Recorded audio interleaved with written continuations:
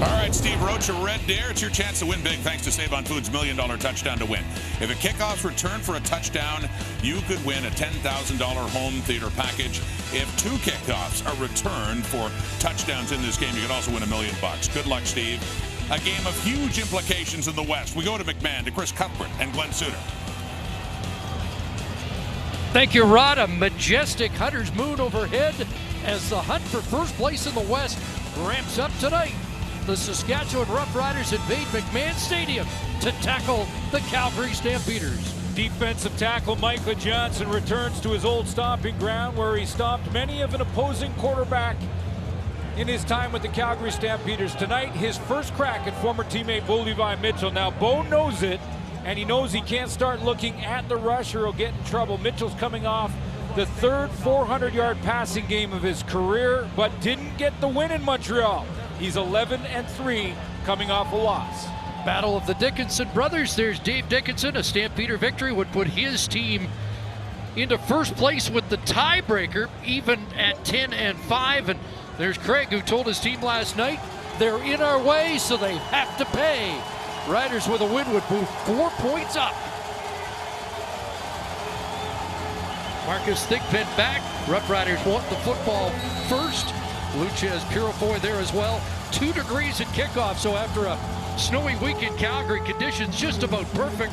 Rennie Paredes ready to go. We've been waiting for this. Away we go. A little trouble for Marcus Thigpen. Now gets it outside. And Thigpen with a solid return up beyond the 50-yard line. Well, nearly a disastrous start for Thigpen, but he turns it into a 40-yard kickstarter for the Rough Riders. You're talking about a game for first in the division, maybe a little nerves early even for the veteran in Marcus Thigpen, but picks it up, scoops it, and gets the corner. Nice field position for Cody Fajardo, series number 1 for the Riders. So it will be Fajardo, who in week 4 was hooked against this team. Fajardo 9 of 15 for 89 yards in his first start against Calgary, a 37-10 Stampeder win. Handed off to William Powell off the right side, and good production on first down to the Calgary 49. Lorenzo Jerome with the tackle. Went toe-to-toe with actually Nick Arbuckle the last time these two teams met. It was his worst performance, but early on in his career as a starter for Saskatchewan, he's 10-3 and 9-3 in his first 12 starts. No other Rider quarterback has that good a record in his first 12 starts. And no turnovers by this Rough Rider offense in the past 3 games. 2nd and 2, back inside. Powell's got a hole, and he's got a first down to the Calgary 41-yard line. Brandon Smith upending him there. We'll check this Saskatchewan offense, 3rd highest scoring team in the league. Shaq Evans, 5th in the CFL in receiving yards. He's going to go toe-to-toe with Trey Roberson in this one. We'll watch that matchup here tonight. They get Brendan Labatt back the last few weeks, and they need the veteran, that offensive line, to protect for Cody Fajardo. First throw for Fajardo. He's going to take a shot. Receiver slipped, and Evans can't make the catch. In a matchup we'll be watching all night. Shaq Evans red hot against Trey Roberson. Well, it'll be a great matchup. Roberson leads the league in second in the league in interception with 7. One of the top corners in Canadian football. Gets inside on the double move and then slips and falls, and Cody Fajardo just misses Shaq Evans. And a problem early for the Stampeders. A missed shot there by Fajardo, but Roberson, I believe, has taken a knee. He has, and this is huge news for the Stampeders, who have started and played the same defensive secondary the entire season. And what a season for Roberson. I mean, a guy who leads his team in interceptions, 2nd in the league, as I mentioned, but 11 knockdowns, also leads his team.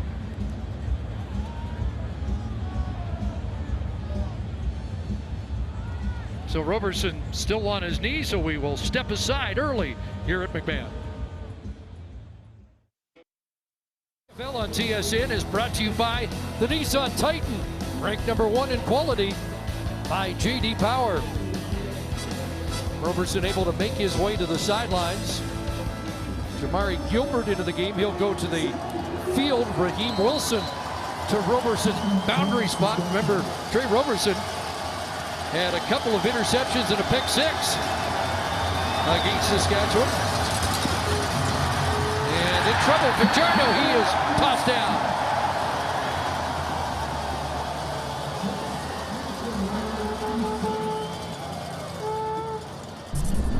Look like Chris Kasher coming off the top edge here is going to get to Cody Fajardo. It doesn't look like anything fancy up front, just straight four-man pressure.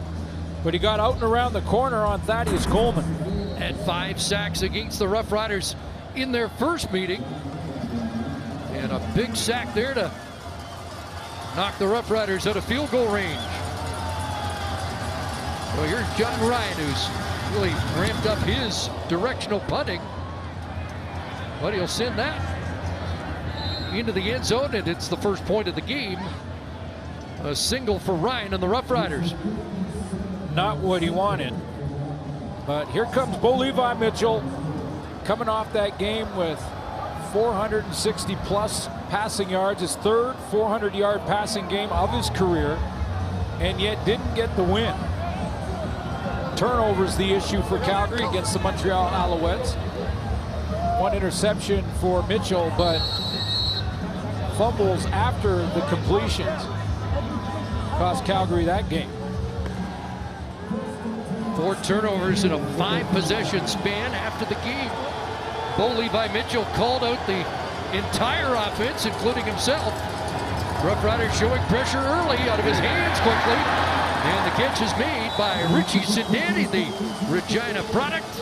Former Campbell Tartan has a catch. So Bo Levi Mitchell, he's got Don Jackson in the backfield, and there's his #1 receiver, Reggie Begelton, #3 in the Canadian Football League in receiving yards. The office down around the green zone for Eric Rogers. And up front, they've made a couple changes. Ucombery Williams bumps out to tackle. Derek Dennis is out, so Justin Lawrence plays center. 12 yards for Sindani. Roughriders show pressure again. And a completion to Begelton, taken down by Ed Geedy. And Bo Levi Mitchell said, bring on the pressure yesterday when he talked to us. All good quarterbacks they want to blitz you, and we'll see how they handle Micah Johnson returning to his old stomping ground here in Calgary. Big season last year, and one change in the linebacking core. They're putting Micah Tights in, former University of Calgary linebacker, in the core. Big game last week against Winnipeg for L.J. McRae. 7 defensive tackles, interception, couple knockdowns. 2nd and 4, ball tip, but gets to Mayala. And Hergie Mayala has a first down into Rough Rider territory at the Saskatchewan 45. Yeah, Bo told us that they didn't like the way they handled the blitz against Montreal a week ago. He said, you know, I think the guys knew where to go. I knew they were going there, but we just didn't have the timing down. Because of that, he was expecting to see pressure from Saskatchewan. They get the video as well. Watch that Montreal game plan for it. We've seen some pressure. Now it looks like they're going to 3-man. Jalson Hughes got his hand on that, but Mayala makes the catch. Another first down. Mitchell 3 for 3 down the rail. Almost picked off. Ed Geedy, who has interceptions in back-to-back games, nearly had a third. Just out on that edge, and Gainey's going to be the deep defender, playing in that outside third to the short side of the field, and just a little go route on the double move. Gainey has the best shot out at it and just goes right through his hands. A lot at stake in this game, and there's maybe a little nerves out there, even for the veteran players. Ed Geedy had an interesting quote. He said, Bo Levi Mitchell trusts his arm too much, and we're going to get a chance to make some plays. Had one there, and a quick jump by A.C. Leonard ahead of offside. Saskatchewan, number 99. 5-yard penalty, remains 2nd down. So again, it doesn't lock up first place this game, but it goes a long way towards it for sure. Right now, the Calgary Stampeders have 1 win against Saskatchewan, 27 points. So the Riders, to win the season series, would have to get a 28-point gap here in this one. After the penalty, 2nd and 5. Again, a 3-man rush and an open target, and Mayala can't catch up to that. So both quarterbacks early have taken deep shots to open receivers and missed the target. Yeah, that's great. You know, take a shot. Try and loosen up the secondary a little bit. Cody Fajardo had a chance to Shaq Evans, and now Bo Levi Mitchell a couple of times in this drive trying to go deep down the field and just try to loosen up those defensive backs, get them to back off a little bit, give a little more room to the intermediate routes as this game goes on. But whoever wins this one, Saskatchewan wins this one, they go 2 ahead of Calgary in the standings. It's a long way towards first. Oh, it's Paredes from 47 out. Splits the uprights, and Calgary's got the lead. 6 minutes in, 3-1 Stampeders in the showdown for first. See if Trey Roberson comes out for this next series. He was huge in the first meeting. Couple of picks, including a pick 6 for Trey Roberson. 2 of his 7 on the season. This one he takes back to the house, and we were expecting that matchup to be front and center here tonight. Now, if he can't come back, we'll see after this kick return, but if he can't come back in this football game, they'll move Raheem Wilson to that short side. So you got to believe that Saskatchewan will go back to Shaq Evans and test that matchup. Short high kick. So it's going to hit the turf. It's a live football, and it's picked off, and it's going to be a touchdown for Jamari Gilbert.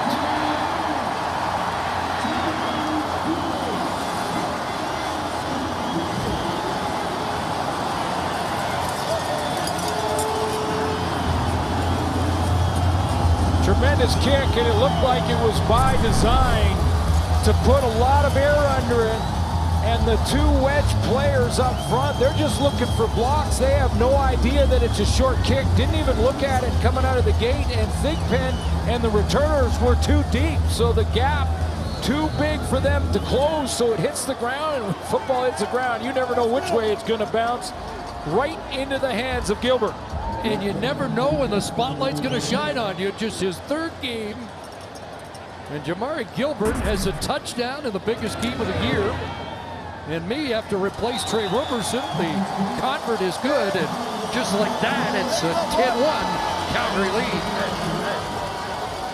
Well, you can't wedge block on a kick return any longer. You can only go 2 men together on the blocking, and that's what Saskatchewan did. The ball bounced right beside the 2 blockers, but well in front of the returners, and I could hear up here in the booth Purifoy and Thigpen screaming that that was a short kick, but the guys up front blocking did not even look at the football. They couldn't get to it. Gilbert did, and Calgary's got the lead. And that comes after a field goal, which the Roughriders could have scrimmaged at their 35. Yeah, good point. When you have a returner like Marcus Thigpen, you know why. And in fact, Luchez Purifoy, in the last 2 times these 2 teams played, had a big game in the kick returns as well. That is considered a turnover, so the streak of 3 consecutive without one for Saskatchewan's over.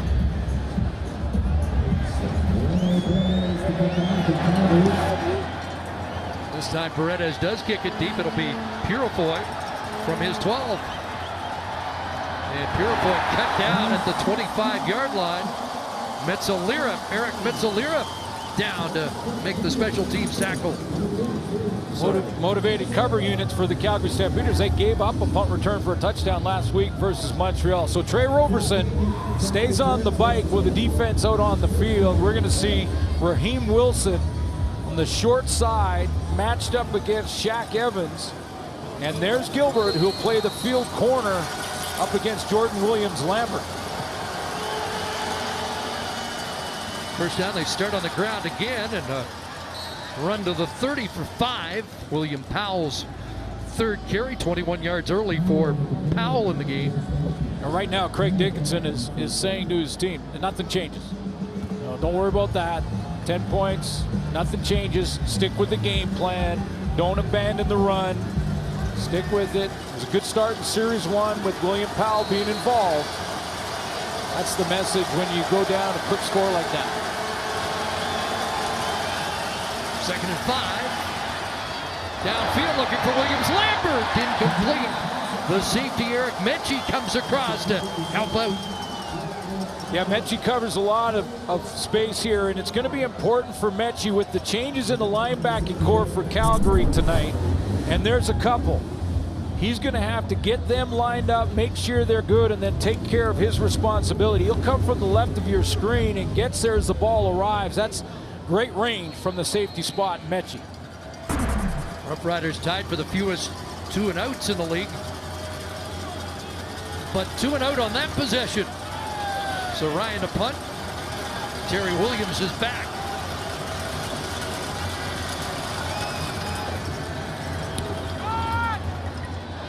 And Williams backpedals to the 24. That's a 56-yard punt.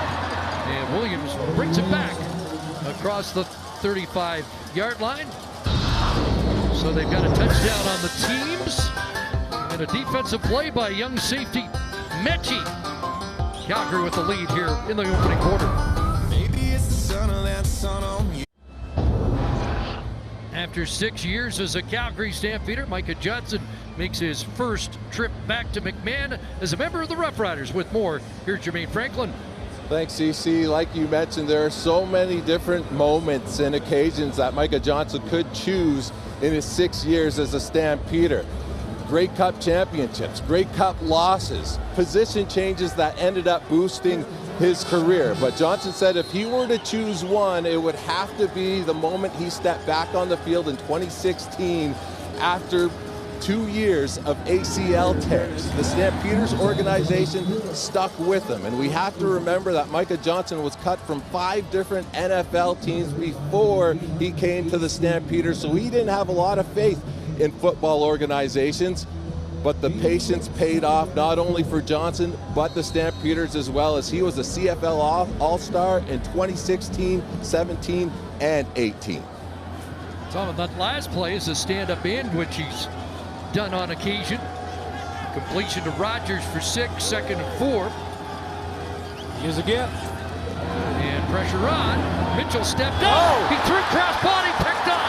Goodbye, Nick Marshall, who did not play in the first meeting, makes an impact here in his first game against Calgary this year. A 60-yard pick 6. Even the good ones make this mistake occasionally. When you're rolling to your right, throwing cross body, you don't get the accuracy you need, and you don't get the zip on the ball you need. He's flushed to the right, and Bo Levi Mitchell goes back all the way across to the hash mark, and Nick Marshall says thank you and is gone. 3rd interception for number 3. A momentum changer. Mac Henry with pressure up the middle that forces Mitchell into a mistake.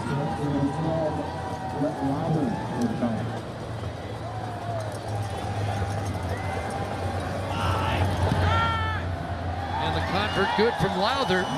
10-8 game. Could be a wild affair here. Lots happened in the opening 9 minutes.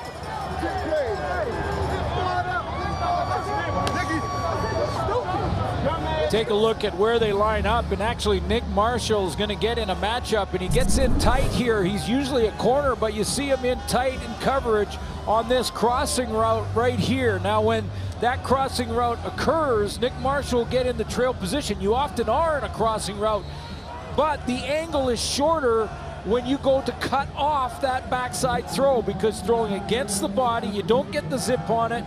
The angle is there for the DB, and away he goes untouched to the end zone.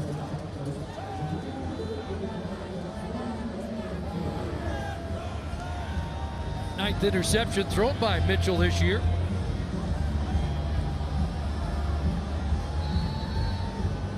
Crazy start.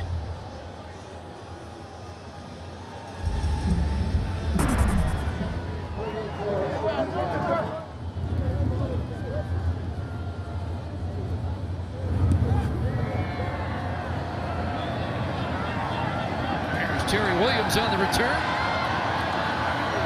Takes it up to the 30-yard line. Tackled by Alexandre Gagne. Mitchell's got to get right back up on the horse.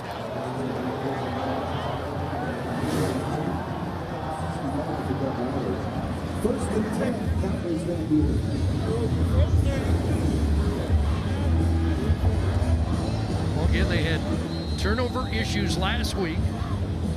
Most turnovers by the Calgary Stampeders since the Labor Day rematch of 2018 when they turned it over 7 times.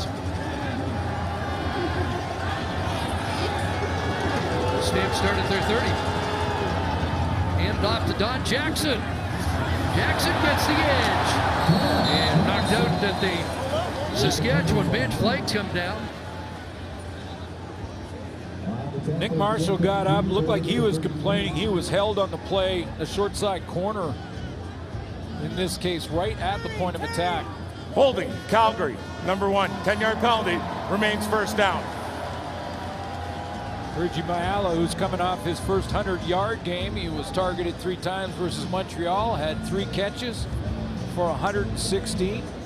A breakout game for him as a receiver. He gets the holding call there, and there goes Trey Roberson to the locker room. Well, that's tough to see. Trey Roberson, one of the top defensive players in the Canadian Football League this year, on the cart, headed to the Calgary room. First and 20 after the penalty. Mitchell throws complete. And the catch made by Hunchak, who bounced off first contact and has a first down up around the 48-yard line. A 28-yard pickup. Asked Bo Levi Mitchell yesterday, just, you know, which one of his receivers, we know what Reggie Begelton has done all season, but which one of the young receivers does he think is really developing quickly? And he mentioned, without solicitation, Colton Hunchak. He said the guy is really coming on. I think he's got a bright future. I trust in him. Good timing on that inside throw. Big play and a first down, and now it's Terry Williams out of the backfield, and he is dropped quickly. Derek Moncrief from his Sam linebacker spot. So it'll be 2nd and 9.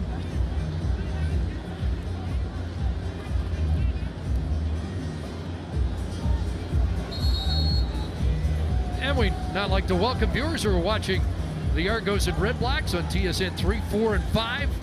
Showdown in the West. Just over 4 minutes remaining. First quarter. 10-8 Calgary. A muff kick return. Returned by the Stampeders for a touchdown. A pick 6 for the Saskatchewan Roughriders. The catch is made in the flat by Rogers with a flag down. And this one looks like it's coming back.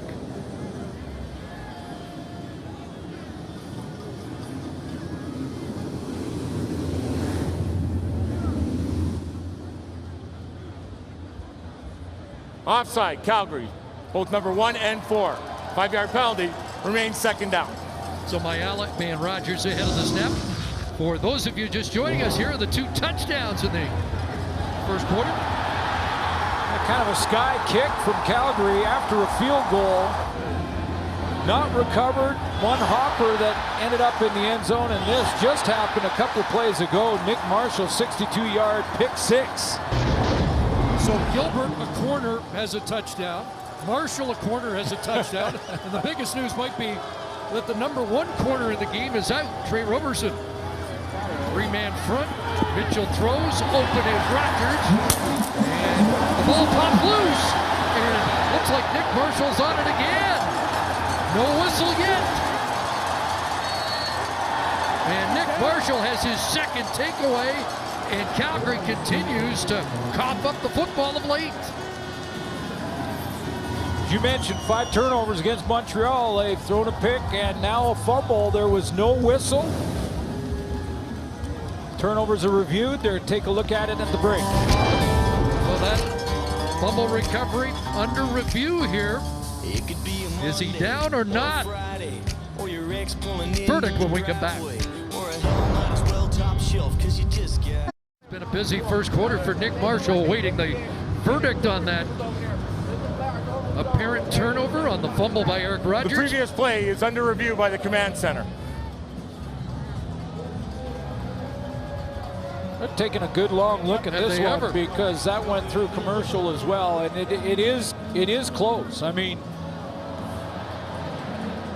the first contact on the hit was made by Nick Marshall, and then Micah Tights comes in, hits Rogers. That's when the ball comes out, and his right knee very close to touching, although, you know, we've seen of late, especially in the last month in the Canadian Football League,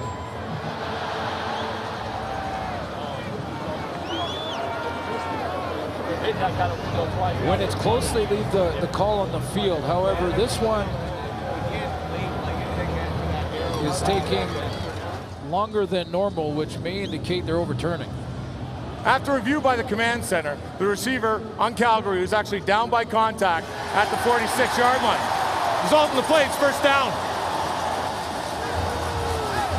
Well, that was close. Y'all can't cheat us out of this shit, bro. Yeah, it was close, and you know, I was about to say that we've seen over the last month and a half, when it goes to the command center, that unless there's a clear and obvious mistake, they feel that Eric Rogers had control when that right knee touched the ground. But as I said, we've seen that unless it's clear and obvious, and they don't have to show it in 8 different angles and super slow-mo and all of it, they usually leave the call on the field. Not this time. I think you've got some caller radio material for the next week. Oh, yeah. 19-yard gain. First down, Calgary. Mitchell to Mayala. That one through his hands and almost up for grabs. Well, a positive on the play, though, for Saskatchewan and their fan base is that Micah Tights went over there and caused that fumble, and we're going to be watching Tights and replacing Cameron Judge in the lineup from linebacking core. Former Calgary Dino, second year, but his first career start tonight. We will see some Sam Hurl as well in that spot. 2nd and 10. Time for Mitchell. Underneath it goes. Up the catch. Spins off. Derek Moncrief, but will be held short of the first down.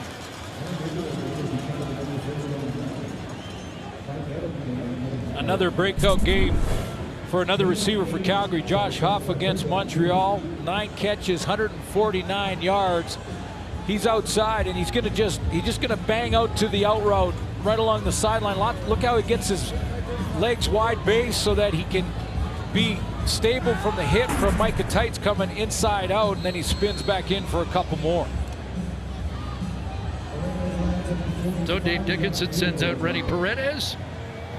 Hit from 47. This will be from the 45-yard line. Up and good. 13-8 Stampeders. Dickinson brothers, and Micah Johnson's the guy to ask, as he's played for both of them. Personalities, I think the personalities is different. Coach Craig's a little more loose, you know. Not to say Coach Dave isn't. Coach Craig's gonna have a little more fun. You know, I'll be making fun of him, saying you could tell you was a cool brother growing up. I like Micah. He's all right. I think folks back home would maybe dispute that answer. Yeah, I think Dave was probably a little more popular growing up. He was a better athlete and a little more outgoing, and I probably stayed home a little more than he did. But I appreciate him saying that.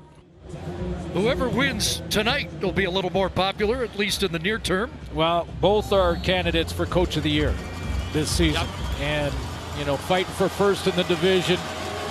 Happy for each other and what they've accomplished, but boy, do they want to win tonight. And boy, do they both make our league better. 2nd and 5. That ball out in the flat, and Amos separates William Powell from the football. Big hit by Deshaun Amos, and Cody Fajardo still looking for his first completion of the game.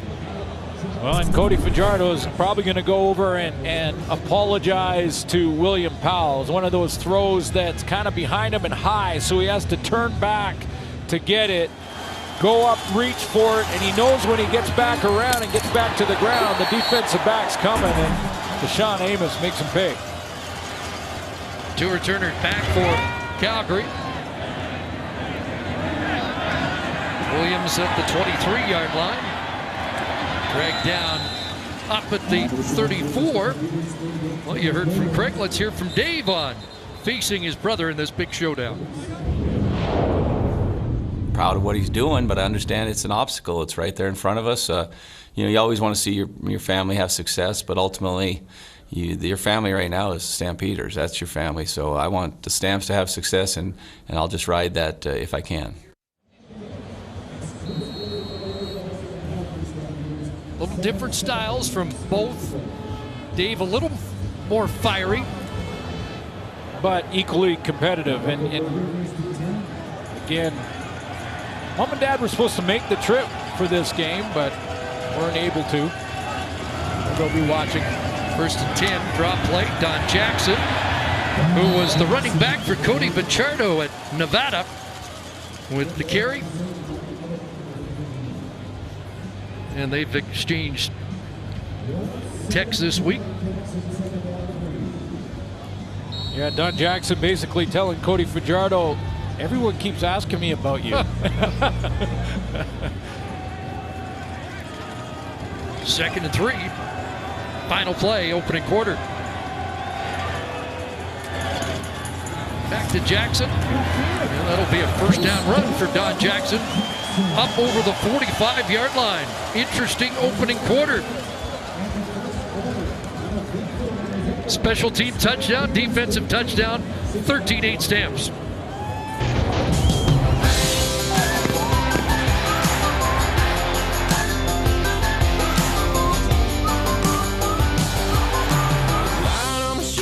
Shapes in the cloud, straight to my hand, never won't come down. If it's love you're dealing.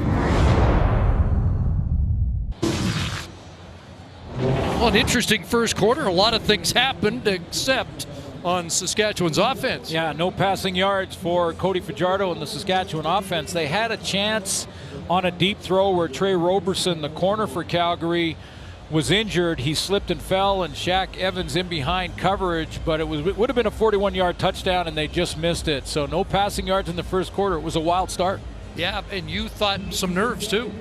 Well, yeah, I mean, this is a big game for both teams, and you know they're fired up. You know that coaches didn't have to really give them a pregame speech, basically just open the locker room door and let them go. And sometimes that you can get ahead of yourself. It looked like there were some nerves, turnovers. Bo Levi Mitchell throwing an interception. A near turnover that the command center takes away, and a pass in the flat and a catch from Bengleton. He's back into Roughrider territory. Dragged down by E.C. Leonard. Like Saskatchewan has dropped back into that sort of familiar zone defense that they like to run. And I asked Bo Levi Mitchell against it.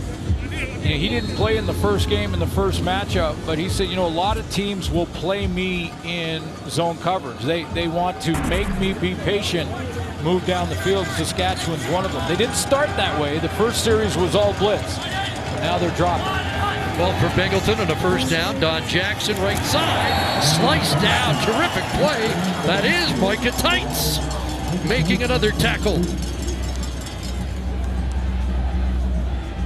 Yeah, up on the line of scrimmage, little different look for here for the Saskatchewan Roughriders, because they moved Charleston Hughes into the interior of the D-line. He beats his man and forces Don Jackson to bounce, and when he does, Micah Tights right there to cut his legs out. Lucian Shivers dropping into that zone now on 2nd and long. No, 2nd and 15, back on the Stamp side of half. Here comes the heat. They get to Mitchell and drop him back at the 45-yard line. Solomon Elimimian went a long way around to get where he got to, but he ends up getting home. 4th sack of the year for Elimimian. He comes all the way back around the horn and gets back to the backside of this play with Charleston Hughes crashing inside. That pulls Kazatati, the right tackle, down in low to deal with Charleston Hughes. Micah Johnson and Solomon Elamimi get there at the same time. Yeah, I think Micah got there first, and it will be a Johnson sack, his 4th of the year. Big pin on the return. Gets brought down by Lorenzo Jerome. Rough Rider football, early second quarter. Micah Johnson with the sack in his old stomping ground. Yeah, he did get there. There's a drink for that. CFL on TSN continues tomorrow. Big doubleheader beginning with the Alouettes, the Bombers in snowy Winnipeg, followed by the Lions taking on the Eskimos in Edmonton. That's got a playoff feel to it. Action gets underway at 4 Eastern, 1 Pacific, only on TSN. And I can hear Bomber fans saying, wait a minute, we're still in the battle for first place. Yes, they are. Got a couple of games left with Calgary. Here's the first completion, and Kyron Moore up to the 29-yard line. Yeah, Cody Fajardo just needs a couple of those just to get in some sort of rhythm here and just get things going, get things rolling. He got the run game started, missed Shaq Evans on that deep ball, and then issues with pressure after that. He's often said that gets a little nervous until he gets his first completion. I don't think he's had to wait a whole quarter for one. And comes out of the game here on short yardage, 2nd and inches. Brian Bennett's in. And Bennett straight ahead, not much there. Didn't need much. Did he get enough? Looks like they get a good spot and should have the first down. That's the spot there. If that's the foot where they're going to put the ball, then looks like it's going to be just enough. And it is a first down. But file that away for future short yardage situations. There's Stephen McAdoo. A real nice job of using what Cody Fajardo does well in the offense and basically putting a playbook together that fits his skill set.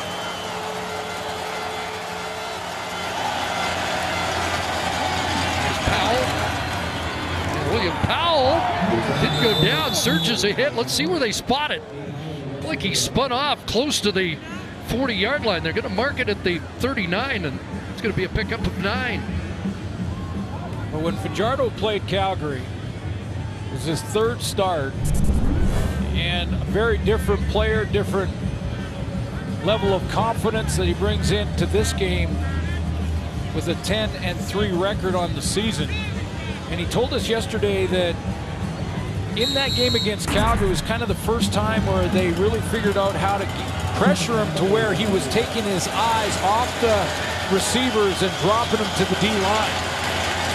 2nd and 1, it is Fajardo this time, and he'll take the right side and get the first down. Took a late hit from Royce Menchie, and a flag does fly.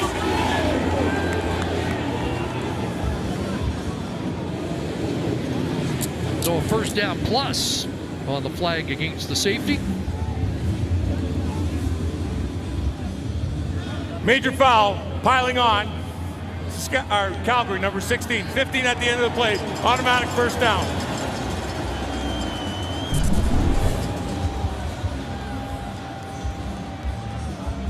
Fajardo off the right side, tackle there, he's down, and then almost a little bit of a flip or two with the right hand. No question, penalty flag there. Oh, it's into Calgary territory. The ball at the Stamp 53. First down, Roughriders. Fajardo 1 for 4 in the game. Double pump and drills that in. A catch for Corey Watson. Yeah, this might be coming back. Looked like a holding call. Right now, Thaddeus Coleman is just pleading his case with the officials. Holding call as he was tangled up with Chris Casher. He's got to be careful not to get another one. Holding, Saskatchewan, number 68. 10-yard penalty. remains first down.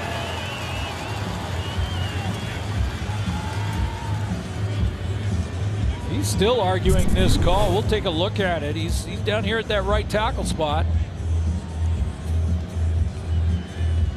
Chris Kasher works him to the outside.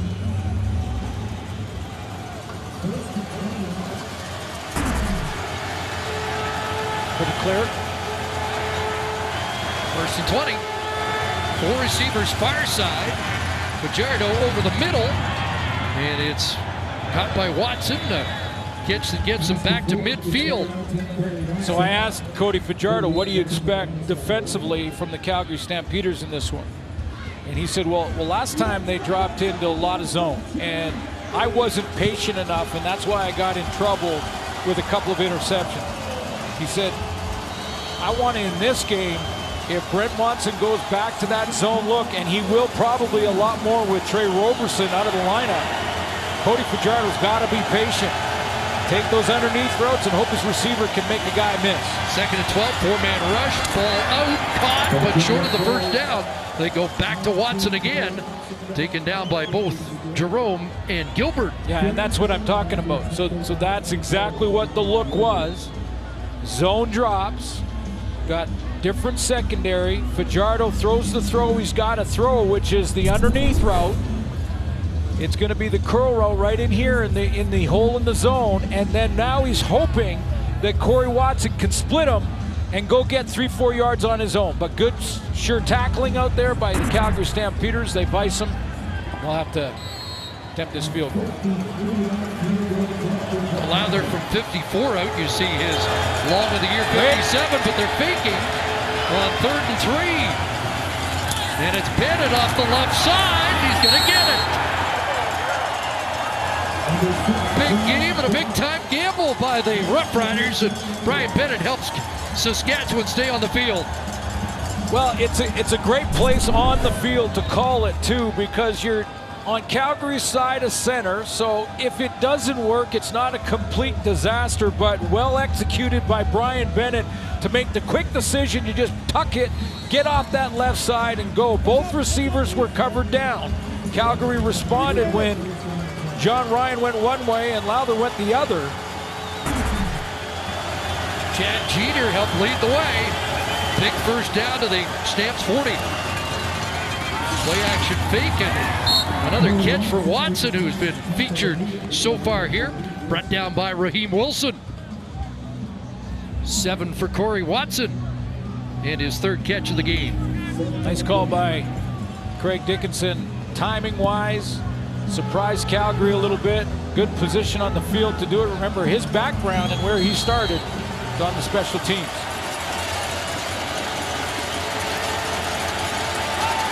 Well, Corey Fajardo said they need some 10, 12-play drives. This is the 10th play of the drive. Fajardo rolls, throws, and it's caught by Naaman Roosevelt for a first down. Another second down conversion catch for Roosevelt, his 23rd of the year. Yeah, I think Naaman Roosevelt, this isn't an indictment, I just think Naaman Roosevelt, at this point in his career at 31 years old, has become really one of the best possession receivers in the league, kind of like a Luke Tasker kind of player, where, boy, he knows exactly where to be against zone, he knows how to get open in those intermediate routes against man-to-man. Tight end formation. First down, Fajardo time, and out there for Williams Lambert, and he's got close to 9. Gilbert again on the tackle.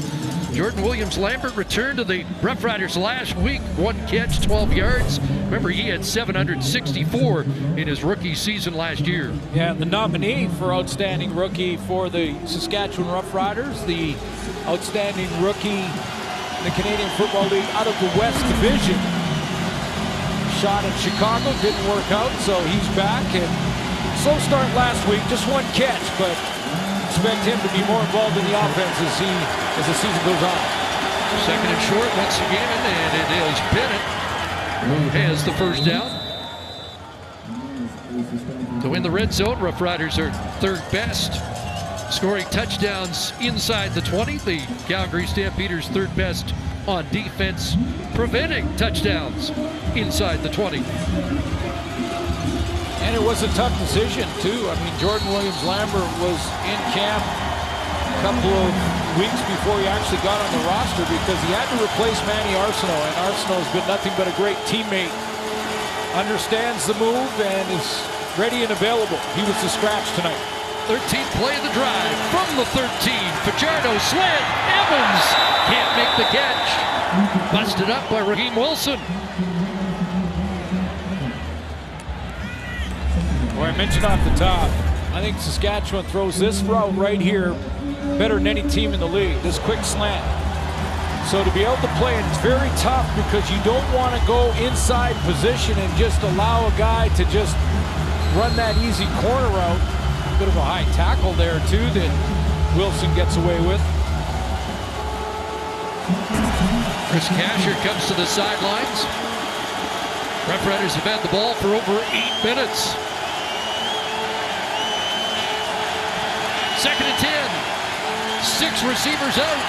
Fajardo steps up and fights his way down to the 5-yard line, and a flag at the end of the play. Going to be a couple of yards short of where he needed to be. Great second effort by Fajardo, and the Roughriders indicating it's against Calgary. And it was a late flag right at the end of the play, so this would be yards after the gain. Marcus Ball was in the Calgary defense on that last series, and he has been shaken up. Ball, the newcomer, former Toronto Argonaut, 2-time Grey Cup winner with the Argos. Major foul, spearing.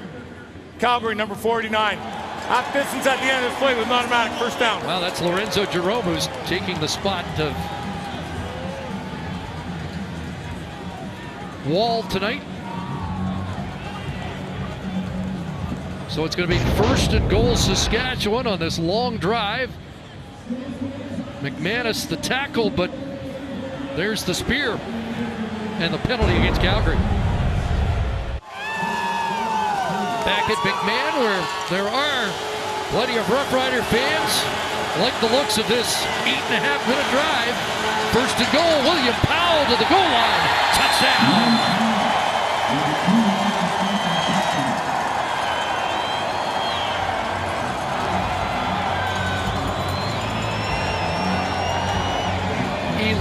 Rushing touchdown of the year, his 12th overall, and the Roughriders have their 2nd lead of the night. Down on the goal line, Saskatchewan Roughriders are just going to hunker down here and just grind it out. Just grind out the last 2.5, 3 yards here. Get the push up front. Thaddeus Coleman driving his man from the right tackle, and they just escort William Powell across the goal line.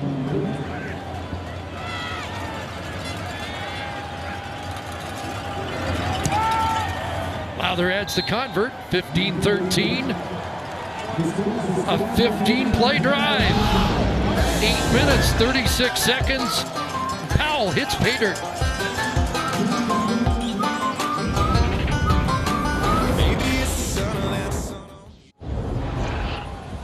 Take a look at gap responsibilities. There's A gap, there's B gap, and there is C gap. Winton McManus has B gap, but watch Thaddeus Coleman block down on that B gap and open it up so the C gap player, who's Cordero Law, is late to the party.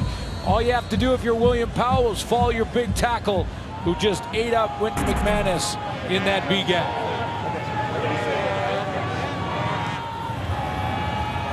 Lowther kicks it off.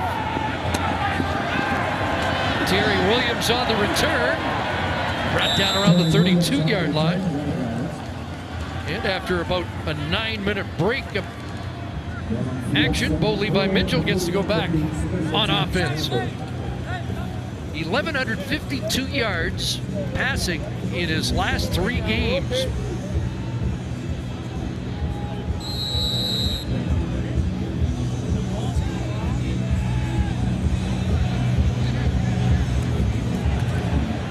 Three in his career against Saskatchewan. Lost his last 2 against the Roughriders last year in the regular season. Big to Jackson, a pump, and looking for Rogers against Geedy. And Geedy will be flagged on the play.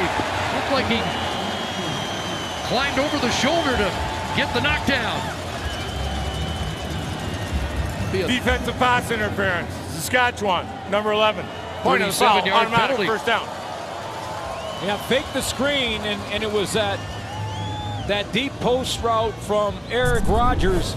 And Rogers here on the post with Gainey and Trail. Now, he had his back to us here in the booth, so I'm not sure if Gainey used Eric Rogers to push himself up over top of him and hold him from jumping. It looked like he did make contact early, though. Here's a better look at it. What happens with the left arm? It's tough to see from behind him. No challenge for the Roughrider bench. Pass complete here to Bagleton. And he gets hog-tied by L.J. McCray, who had a big interception last week. Yeah, I talked to Craig Dickinson about some of the challenges. He said he made 2 good ones last week. He said, I'm holding them to the second half unless I absolutely have to. Well, he's going to talk about that last penalty as we hit the 3-minute warning here at McMahon. 3 minutes to halftime of a big game, but in addition to big plays, big mistakes and missed chances too. We're going to talk about that. And while these two battle for first in the West, Mike Riley and the Lions just want to survive another week. A big one for them in Edmonton tomorrow. We'll talk about that too. So we'll go back to CC and Suits.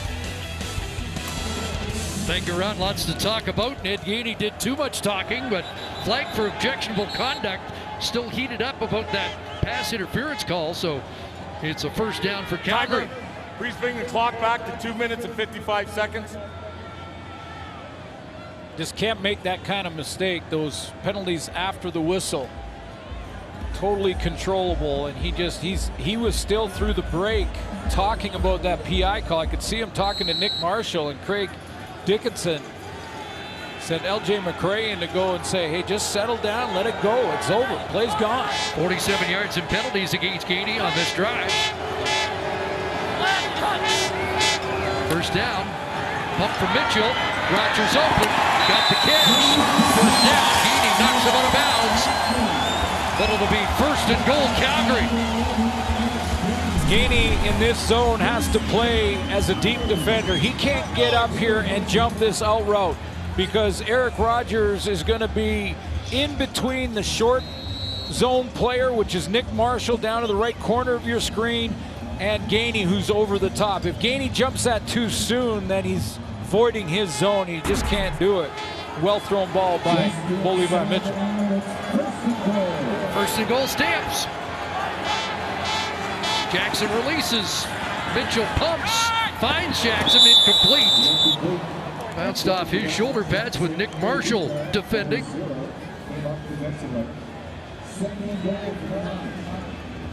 Red zone's been a little bit of an issue of late for Calgary. Overall, they're right around the 50% mark, but 19 opportunities in the last 6 games, just 7 touchdowns, dropped down to 37%. We'll see if they can convert here on second and goal.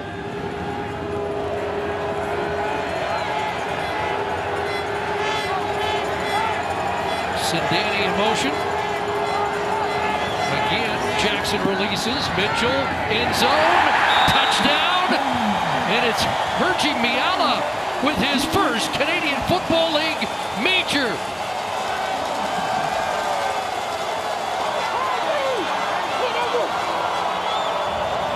Hergy Miala is going to just run this little banana route, little in route from the left of your screen, and Mitchell throws him open. He's going to throw it to a spot and let him go down low and get it with Gainey and Trail. That was a tough series for number 11 for Saskatchewan. Over 40 yards and penalties and 2 completions in front of him, won the touchdown. Souvenir from Ayala. And a young receiver, looks like he's getting better by the week. That's big man. 8th pick in the draft.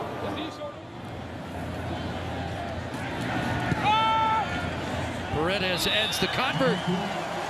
4 lead changes first half, 2015, Calgary. You know, Miala is inside here, and he's just going to kind of waggle down in here and get in basically a one-on-one with Gainey. I think Gainey has lost his focus a little bit. It can happen to anybody, even veteran players, because he's kind of bouncing around. He had deep help there and could have played real tight on Miala. He doesn't do that. He plays off. Mitchell throws it into the middle, and number 1 comes up with it. Mitchell with touchdown strikes in 12 straight.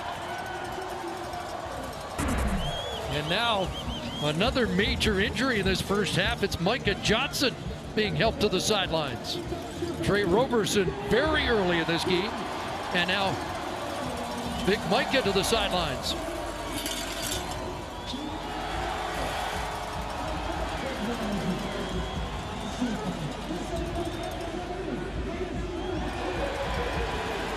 High plays, 79-yard touchdown drive to get Dave Dickinson's team back in the lead.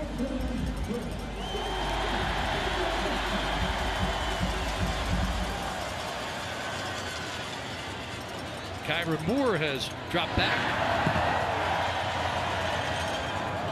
And this to make a tough catch inside the 5. Here comes Moore. And he gets out just beyond the 20-yard line. A special night for a guy that we had a great admiration for. Terrific career with the Calgary Stampeders, a couple of cups, a leader in 96 games at the middle linebacker spot, and Juwan Simpson, who officially announced his retirement, standing by with Jermaine Franklin. Thanks so much, CCS. Juwan Simpson, what does it mean to you to come back and officially retire a Stampeder? It means everything. You know, this is kind of like the actual closing of the door. You know, I've been done playing ball for a while, but to come back here and be a part of the organization that, you know, I played every game for, it means so much. Can you talk a little bit about what this organization, what was it like for you to play here? Special moment, if you have one. You know, I think it was my rookie year. You know, you come in, I came from Alabama, which was a big college program, and to come here and just to feel that family style, you know, from top down. You know, Coach Huff, he was the GM and the head coach. You got, back then, I think it was Ted Heller, the ownership, and everybody was around. And for me, it was just like, wow, you know, it's more than just football. And, you know, just years went by, and, you know, I became a staple here and fell in love with it and fell in love with the people here. 115 regular season games, 2 Grey Cup championships. Congratulations, Juwan. Thank you. Much appreciation. And Juwan Simpson will like that play from Royce Menchie as he has an interception, his 3rd of the season. Menchie is really settling into his position at free safety because, again, showing great range. Shaq Evans on the outside is actually open for a second, but Cody Fajardo has to trust and throw it now. He waits another 3 or 4 yards, 5 yards down the field, and now Menchie's in play. He gets all the way outside the numbers.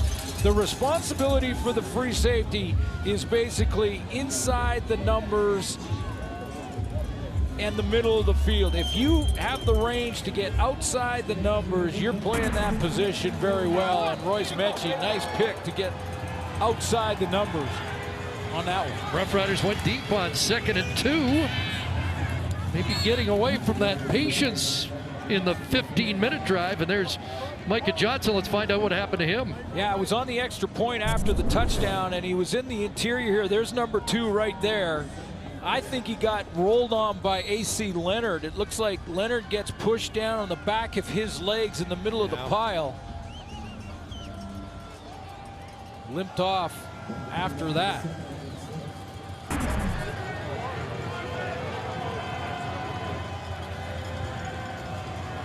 Zach Evans on that defensive front now. Pressure coming.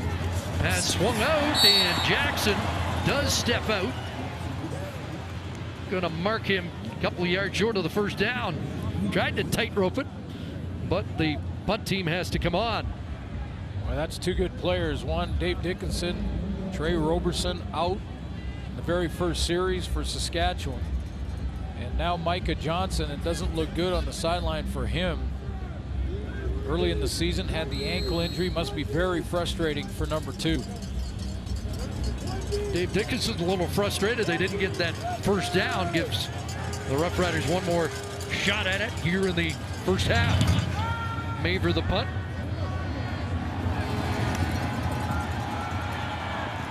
And Thigpen corralled at the 26-yard line. 47-yard punt, and Simon Jingrok Gagnon was first down. Tangerine Raptors basketball returns to TSN Sunday.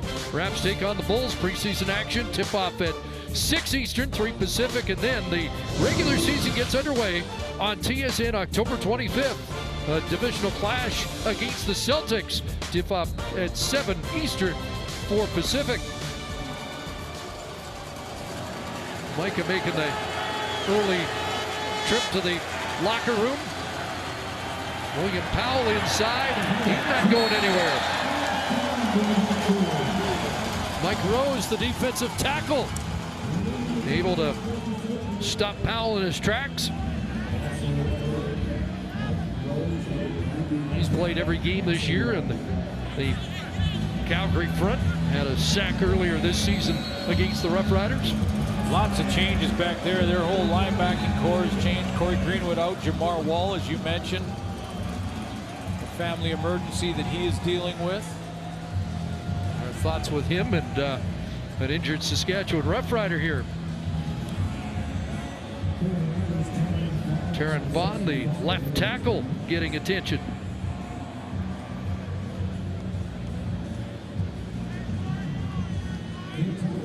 So Darius Bladdock will have to come in. We'll see how that offensive line gets reconfigured.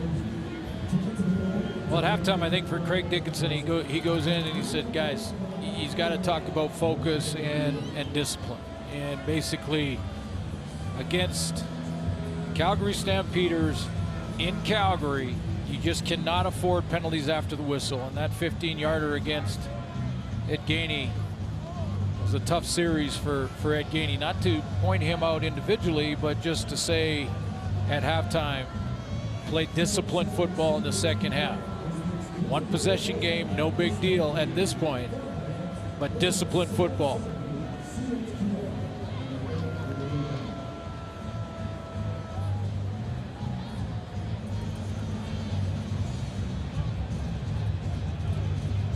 So Vaughn stays down. See if Brendan Labatt ends up kicking out to left tackle.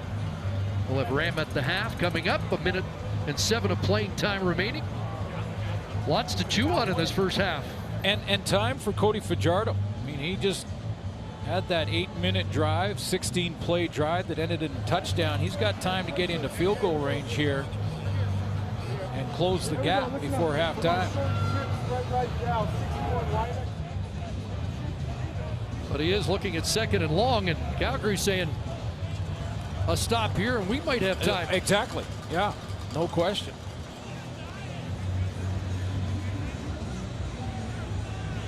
So Bladdock in, he's at the guard spot. Looks like Labatt will move out to tackle.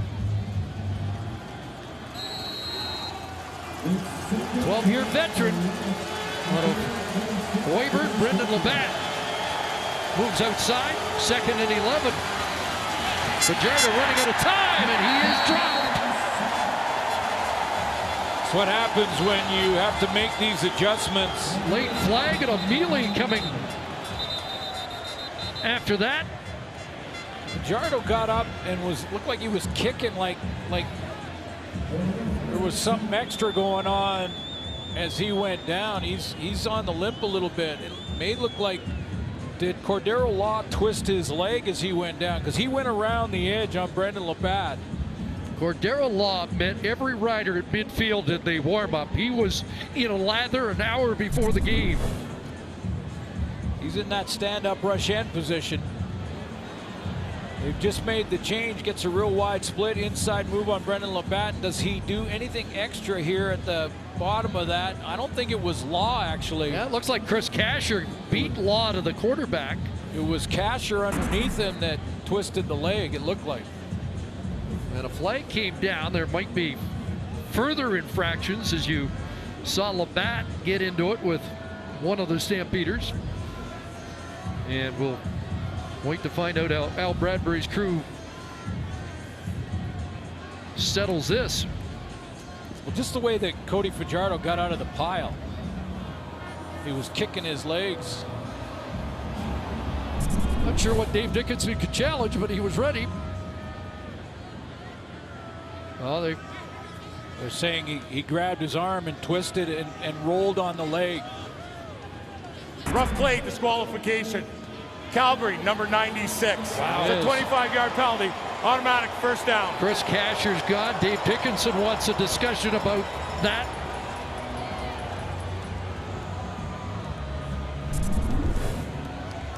Well, 25-yard penalty, automatic first down. Well, he just felt, I think the officials felt that extra roll and hanging on to the leg of Fajardo, he's still got a hold of that leg, and he's trying to. And Fajardo clearly in some pain. There's Shepley and Bladdock going after him.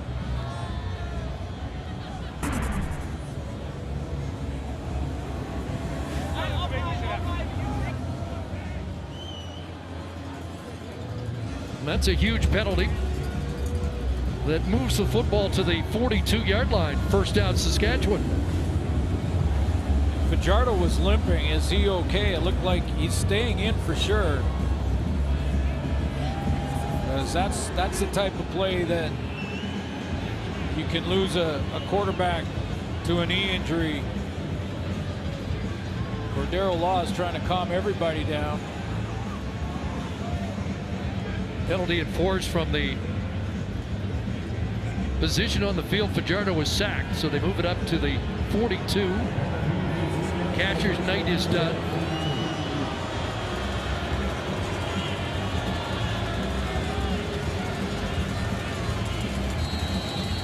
And the Roughriders stay out there with 53 seconds remaining. Jafar Westerman comes in to replace Casher. Fajardo steps up, takes off, and a feet first slide to the 50-yard line, where he has 8. Well, and that run tells you that Cody Fajardo is fine, and that's good news, certainly for Rider fans. But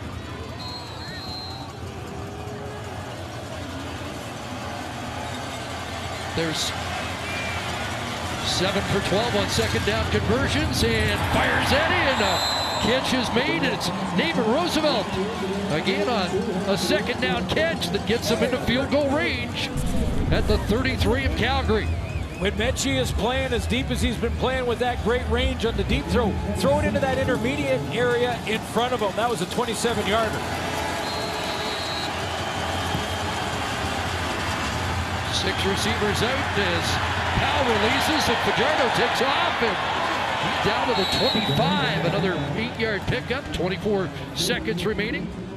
Fajardo came into this game second in quarterbacks rushing the football behind Chris Strebler.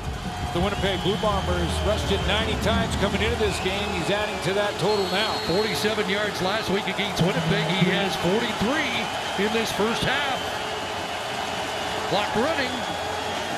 2nd and 2. Over the middle, incomplete. Miss Corey Watson. Late flag.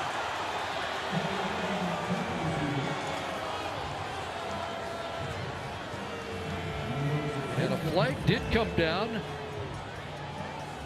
Late flag, and it's in the secondary. Major foul, unnecessary roughness. Calgary, number 49.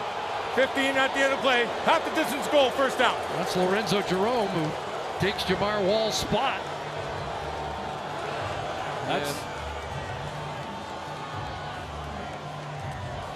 I think this was a close one. He's right over here to the right of your screen, and he just, the ball's incomplete, and I think the officials just said you didn't have to hit.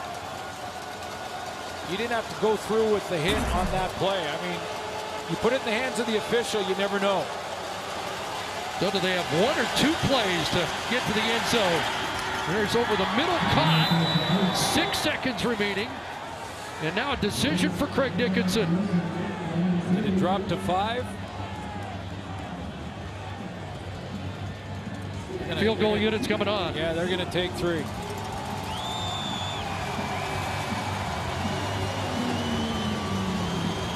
I like the call. You get caught, you drop back, you get caught. If Cody Fajardo even had to pump fake once or had a defensive lineman in his face and that pass is incomplete. They run out of time, get 0 points on an important drive that in the last minute and a half. These 3 could be important points late in the second half. I like the call. There had been 6 seconds on the clock. Now we're seven, and I'm doing it. 6, it's on the bubble. 5, kick the field goal. Chip shot for Lowther, up and good.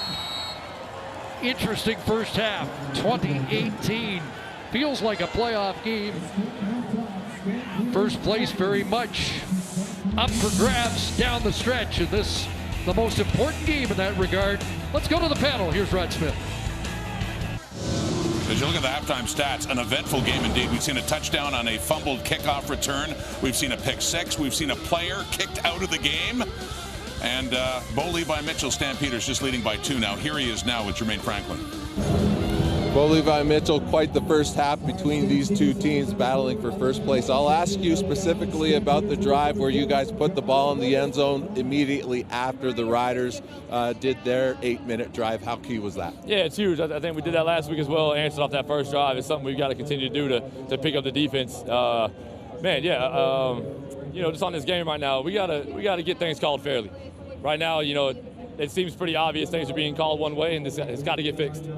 In that sense, how do you deal with that in the second half, knowing how you guys played in the second half last game? Do you even think about that coming in to this game? Yeah, no, I don't think about it. Just get out there and control what you can control. You can tell our guys are pretty livid on the sideline right now because the same thing they're doing to me when I'm on the ground, they're calling Fajardo for it. So it just seems petty, seems obvious, so hopefully they get it fixed. Thanks for your time. All right, we will say that Bo disagrees with you guys on the panel, and me for that matter, on the ejection of Chris Kasher. Nonetheless, Calgary, despite the pick 6 by Nick Marshall as well, still hanging on to the lead. It is 2018. It is close in Calgary. The Riders and Stamps at the half. The halftime show brought to you by the new Ram Heavy Duty, the most capable heavy-duty pickup ever, always ready for the second half. A reminder to Steve Roach of Red Deer, you still have a chance to win big thanks to Save on Foods' $1 Million touchdown to win. If a kickoff's returned for a TD, you can also win a $10,000 home theater package. If that happens twice, could win $1 million. So again, I say good luck as we get set for the second half with CC and Suits. Friday night football, yeah! Let's go. Boys are all here, gonna put on the show.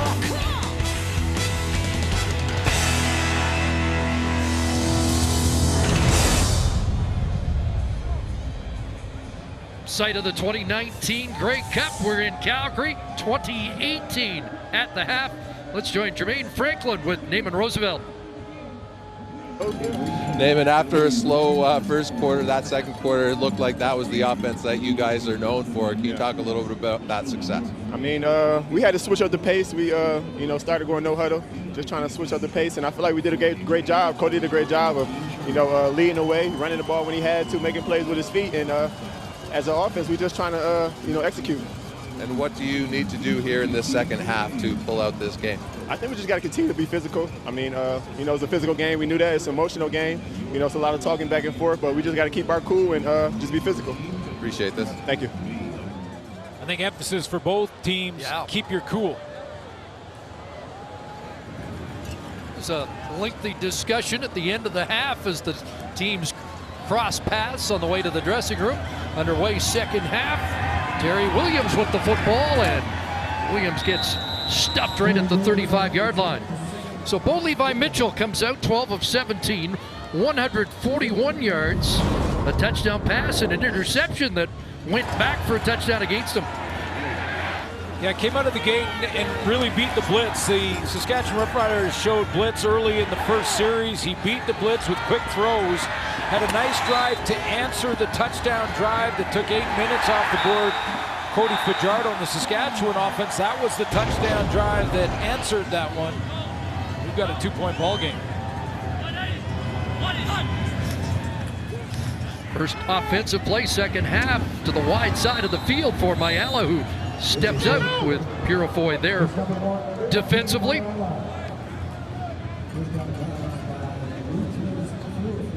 Interesting comments from Bo Levi Mitchell at halftime. If Yes. you're watching the halftime, saying that he felt that the refs were biased towards Saskatchewan. Ed Geedy disagrees with that. Yeah, and the disqualification. And Dave Dickinson's group did get the command center ruling on the Eric Rogers fumble as well in the first half. I think the disqualification was the right decision by the officials. 2nd and 4, got an open target, and it is dropped. Huff can't make the catch, and he might have been home free. Well, he can't throw it any better. That's a tough one for a young receiver who I mentioned last week had the breakout game in Josh Huff on the corner route. He had his man beat. LJ McCray was just in a chase position. Looked like a bust in the coverage. He was so wide open and thought about it just a split second too long. Coming off his best game in the Canadian Football League, 9 for 149 and a touchdown in Montreal. 2nd 2 and out. And a nice return by Thigpen up to the 31 after a 50-yard punt. So here's Cody Fajardo, who in the first half didn't complete a pass in the first quarter. Yeah, maybe nerves. Maybe it was a little bit of what the Calgary Stampeders were doing defensively, but did not have a completion. Missed a 41-yard touchdown throw to Shaq Evans in the first quarter. In fact, the first series, but he got it going in the second quarter. 8-minute, 16-play drive for a touchdown and got him into field goal range with 1:07 left in the first half. Ran for 27, passed for 94. William Powell up across the 35. A flag comes down after a 5-yard pickup, and it's coming back against Saskatchewan.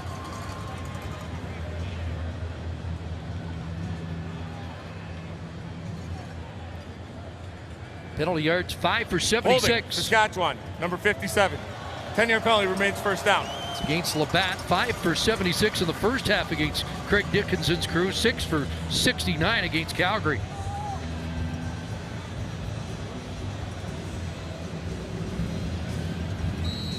It's like Jabbar Westerman for now, or at least in the rotation, will come in for Chris Casher.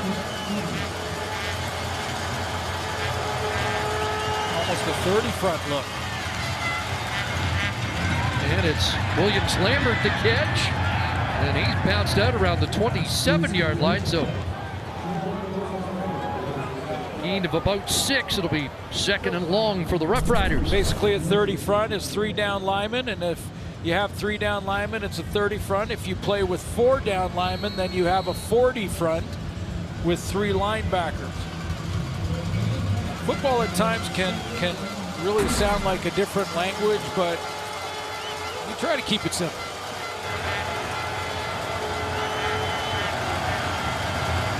Mike Rose lines up at a defensive end spot, 2nd and 14.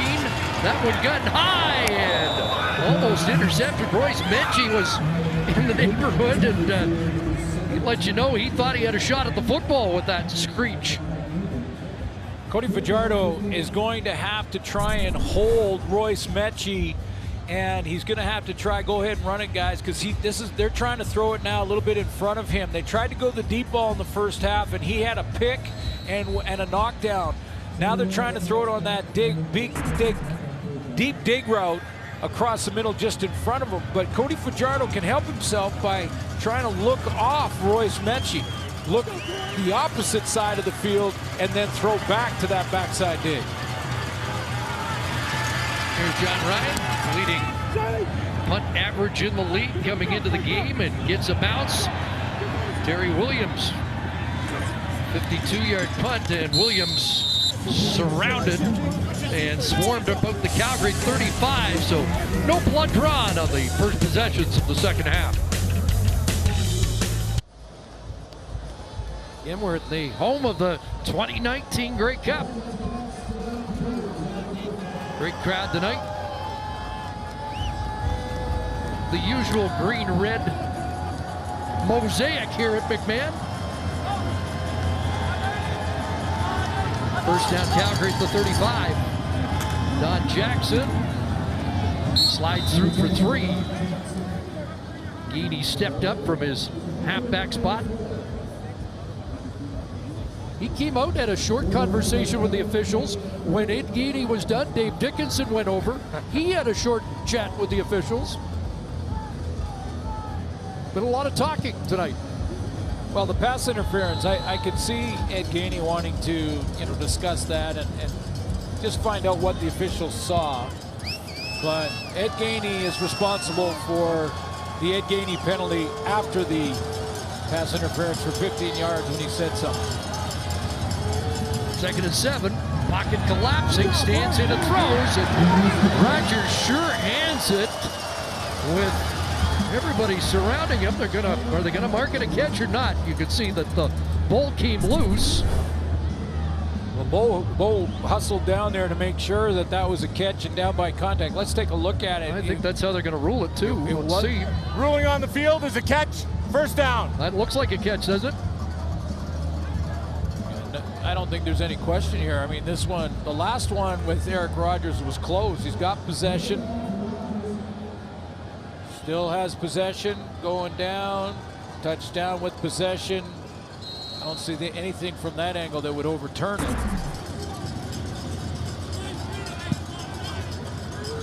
Greg Dickinson would have to challenge that. I don't think he'd use it in this case. 9 and a first down for Rogers. Handed off to Jackson, and Don Jackson looked like he was going to get to midfield and then got tossed down by Charleston Hughes. Mentioned we're in the Grey Cup City, and this is in the Grey Cup suites, the temporary suites that have been put into the end zone here at McMahon, and they look terrific. I think they're about 32 specialty suites here. All heated, look outstanding in the stadium. Heated might be the operative word. Keith Urban at halftime. By the way, I can't wait for that show. Yeah, it looks great. Saskatchewan were saying it yesterday. Got to go through Calgary to get back to Calgary. I hate to name drop it because it's Keith Urban. I'm going to. Okay. I chatted with Keith Urban last week in Nashville, and he is fired up about coming to the Grey Cup. Yeah, big football fan. A fan of the Titans down in Nashville and lives there. A lot of the big country stars do, but I don't think you can get a bigger name than Keith Urban, and he'll put on a great show. Fitting in Cowtown. Country music star Keith Urban, and hopefully you can introduce me, partner. I now did that warn you've him. met him. Long Johns might be mandatory. Okay. Yeah, he was on a telecast. It was a conversation between me and a few 100,000 people. But okay, yeah.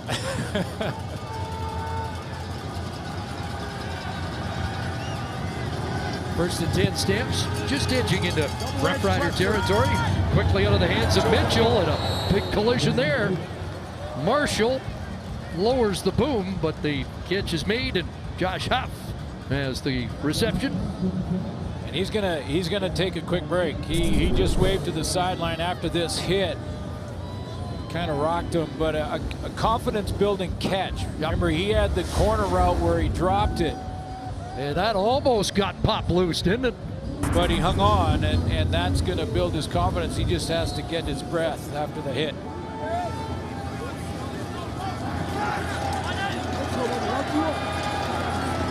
First down on the Milanovic leader. Busting through. Big run for the Simon Fraser product. You know, it looked a little scrambly for the Saskatchewan defenders. They didn't look like they were sure what this formation was with Milanovic leader in the backfield. Well, look at the movement up here as they try to get arranged and organized, and Mike Edom is trying to get them lined up, and then they turn around and recover, and by the time they turn around, he's already into the secondary. 16-yard run for Milanovic leader, his longest of the year. First down at the 30. Leader stays in, takes the handoff, right side, and a cutback, and into traffic. Oh, wow. Look at that. Well, he's fired up, and he just fired up McMahon with back-to-back runs. Mike Edom shaken up, and he remains down. 6 foot, 232 pounds. Play physical. Both teams at halftime saying they got to come out in the second half and play physical. keep their cool, but that's how you play physical when you're on offense and you got the ball in your hands. Milanovic leader, just keep driving.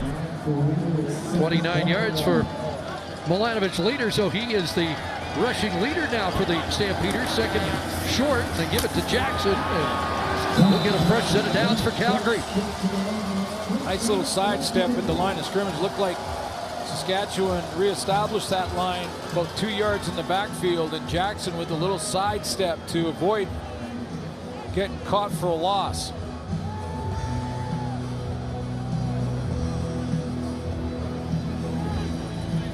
So the fourth first down of the drive. Dave Dickinson's team has run 8 plays on the drive, 57 yards, and Micah Johnson out of that Saskatchewan defense. We do not believe he is returned to the bench. First down, lots of time, and wide open, touchdown! Double dipping, Hergy Mayala has his second touchdown of the game. A touchdown created by tremendous recognition by Bo Levi Mitchell. To understand what he's facing as far as the pass rush is concerned and how much time he has and who is dropping into coverage. So he knows he's got lots of time. He settles in there and waits for Mayala to come over the middle, and he knows that gap is between one linebacker and one defensive end, and A.C. Leonard and Micah Tights.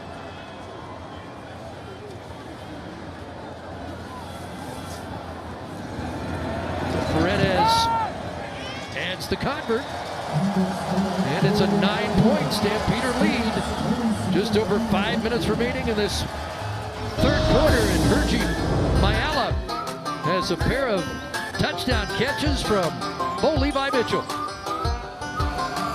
Maybe it's the sun of that sun on you. I feel like burning. Hey, football fans, the German Football League concludes its season tomorrow. German Bowl 41 takes place in Frankfurt. The New Yorker Lions look to continue their decades of dominance and end the Swabish Hall Unicorns. Hope for a three-peat. These two teams apparently win just about every week, and it'll be fun to see that. Stream the action noon Eastern, 9 a.m. Pacific on tsn.ca. Wonder if Theodric Hansen will be watching that, the Winnipeg Blue Bomber. I think he's got a game to worry about tomorrow. I think Randy Ambrosi will be in attendance for that championship game. Oh, that almost split the two return men, but it is Moore with the return, and Kyron Moore still going. A great run back to the 45 for Swerve. But the Roughriders got a lot of work to do. Calgary has opened up a 9-point lead.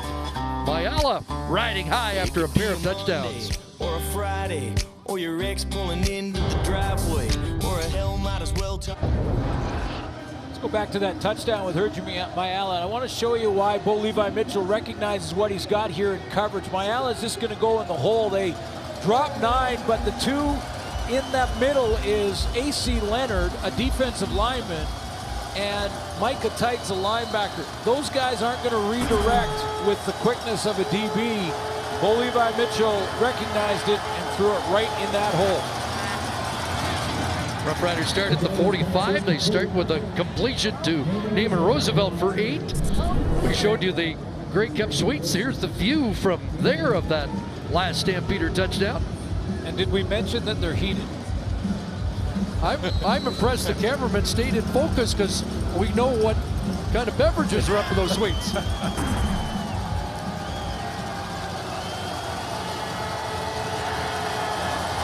Second and 2. They hand it off to Thigpen. He'll get the first down at midfield. Just thinking back to a 2nd and 2 late in the first half, in which Fajardo went deep but got intercepted. But a fresh set of downs here. Well, it's that cat and mouse game that right now he's playing with Royce Mechie, the safety. And I'm going to correct myself. They are marking it just short of midfield, so it's going to be 3rd and inches. And it may sound like a real subtle thing to have a quarterback look off. And you hear often commentators say that you're reading the eyes, but from the safety spot, you're really not reading the quarterback's eyes. Too far to see his eyes, but you're reading the direction of his helmet, which way he's looking. And if he's looking to his right, then throws back to his left, he can get there. Fajardo stays in, breaks the plane of midfield, and that will be a first down. But it's really important, and the quarterbacks on our panel will tell you, when they drop in that shotgun, to keep your helmet facing the opposite direction that you want to throw on those seam routes or deep routes, or even the 18 to 25-yard dig routes that Cody Fajardo is trying to throw. Real important to hold Royce Metchie in the middle so he gets real late out of his break, because he's got that range back there. He can get to the football, and has so far tonight 3 or 4 times. Fraser Sopik checks in on that Stampeder defense for Lorenzo Jerome. First down, Roughriders. Looked offside, don't see a flag, and dumped down to Thigpen, short gain, maybe 4. So Micah Johnson did make it to the bench, but he is heading back to the dressing room.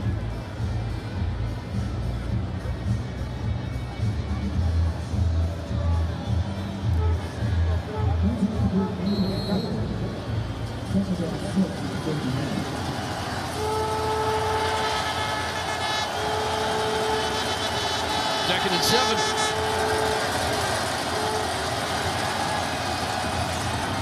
And the ball complete.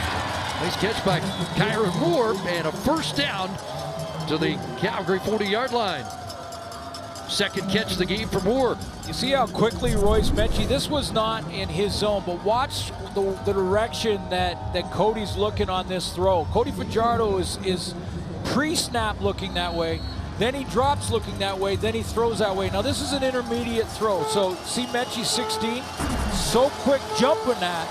That's what I'm talking about. If Cody looks off that throw, he's going to get an extra second. Albert Awachi was in motion, stays in to block. Fajardo looking for Williams Lambert. Oh. Got the catch. Did he get a foot down? No, incomplete. Great catch, though. Had to gather himself and find the football, and then nope. Yep, good call by the official right on the spot. That half the foot's on the white stripe. It's that left foot that comes down first, and right it's there. out of bounds. But a great catch. What body control. Ball was tipped, it looked like, too. Gilbert looked like he got a finger on it. Second and 10. Got time. Over the middle into traffic, incomplete. Nate Hawley there defensively, and Williams Lambert took a shot.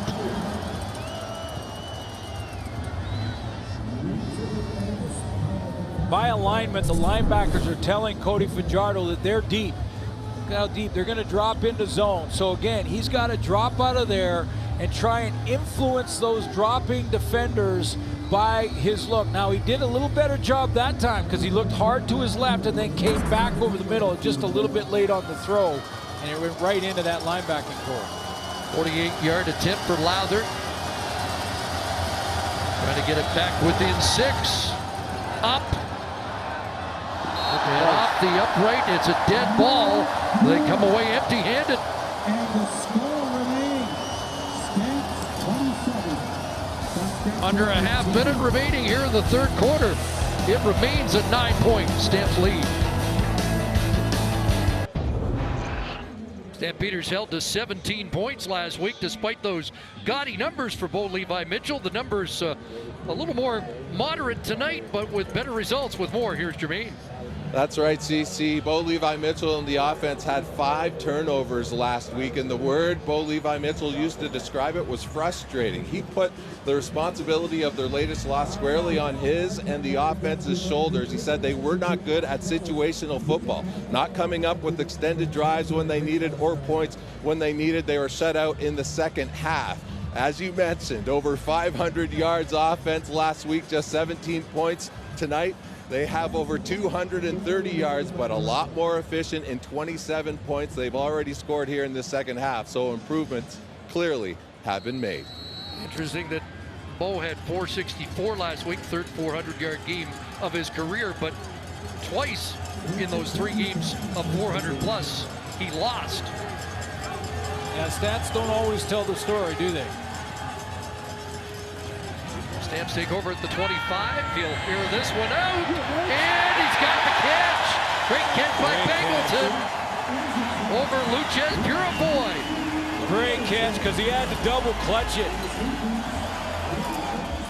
35-yard connection and back into Rough Rider territory. Yeah, it was a hard corner throw, and Mitchell gets it out there, but Bangleton has to keep running full speed to it. You know how players can sometimes gather themselves, then he double clutches it, but before he gets to the ground, he reels it in. Nice catch down the sideline. 4th catch, 60 yards for Bangleton, and Milanovic leader kicks it outside and give them a little bit of a booster shot this second half, a 5-yard gain. Final play of the 3rd quarter. The Stampeders expand the lead. And a big play here for Bangleton has them threatening again. 27-18 at 3-quarter time.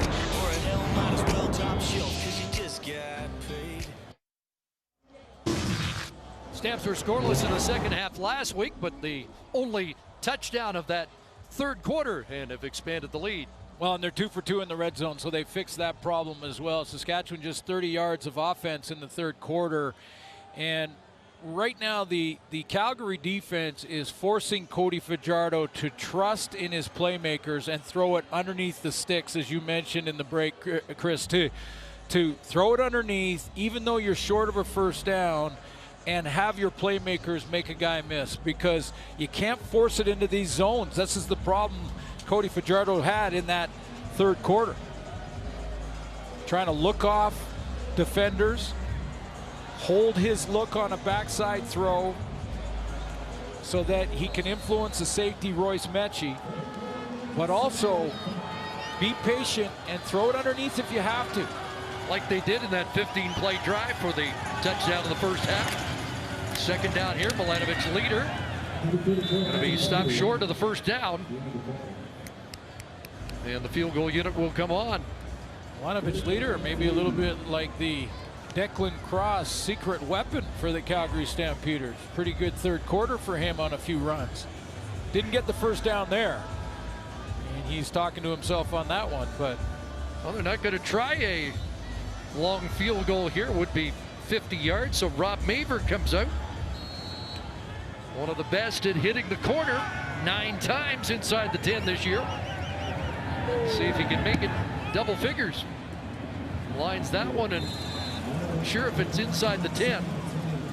And it goes out at the mark at the 11, 12-yard line. But a long field for Cody Fajardo and the Rough Riders. Isn't it Zombieland? yeah, for a lot of people. With that guy, he's having some fun. They're everywhere. In the hotel we're staying in, there's rider flags in the windows of the hotel.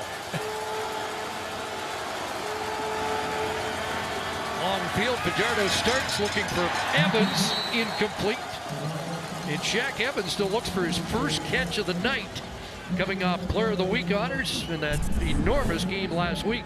Yeah, this has been their go-to, and this has been well defended by Raheem Wilson in the short side. Remember, he's taken over for Trey Roberson, who left after the first series with an injury. That's the thing, they haven't been able to expose a Calgary defense without Jamar Wall and without Roberson since the first series, and without Corey Greenwood. 2nd and 10. Open target here. Catch made by Watson. And that second effort gets the first down. There you go. And that's exactly what we just talked about at the break. Sometimes you're going to have this open receiver, and it may be Corey Watson moving forward where Cody Fajardo has to just throw it out there and trust that Watson is going to make the next guy that shows up, the first one there, and it's Raheem Wilson. He's got to make that guy miss, and he does. Just crawls forward for that first down. Needed 10, got 12, and a fresh set of downs up at the 25. 6 receivers out.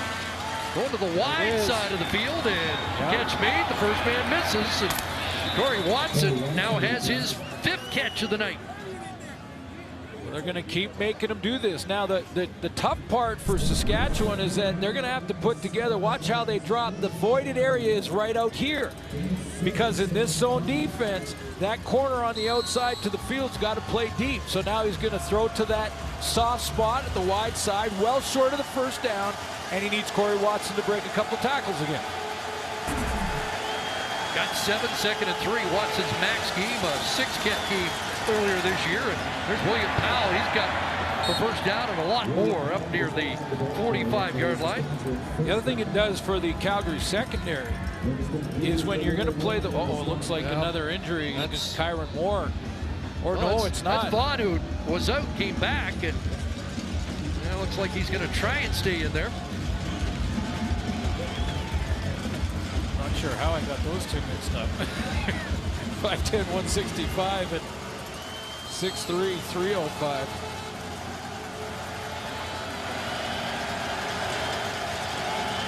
Staying in there. 1st and 10.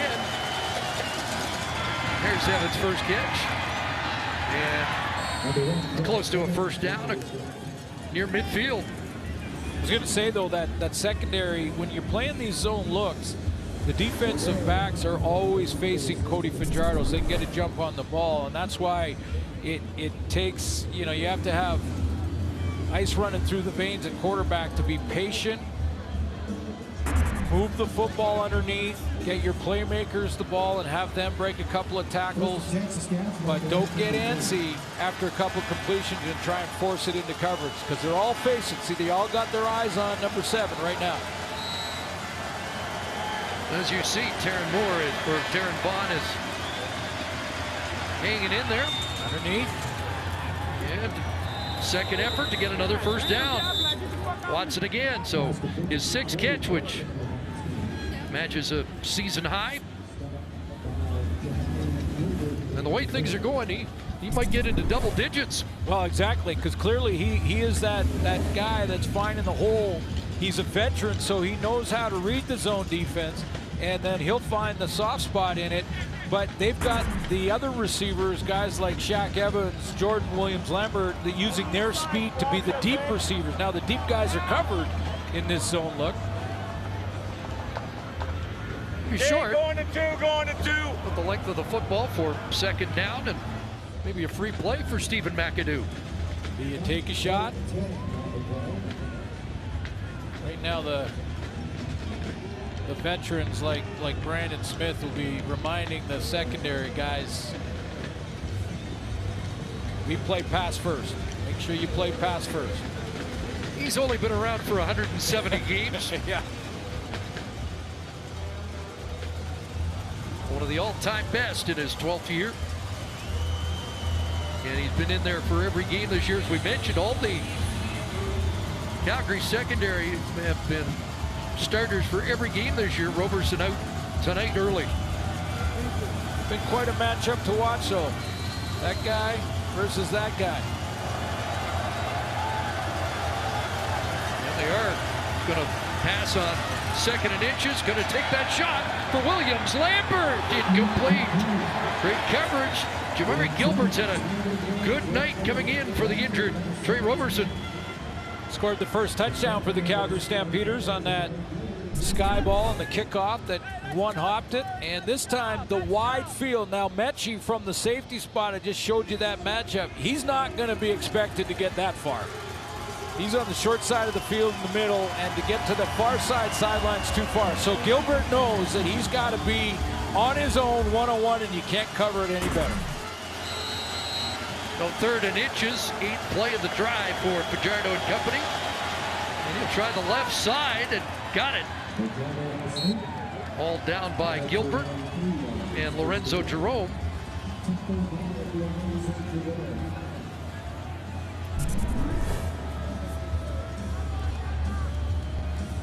A little risky going laterally when you take these short yardage plays, but Cody Fajardo is pretty good at it. Looks good when it works, though. Yeah, it sure does. Well, 1st and 10. Calgary 43.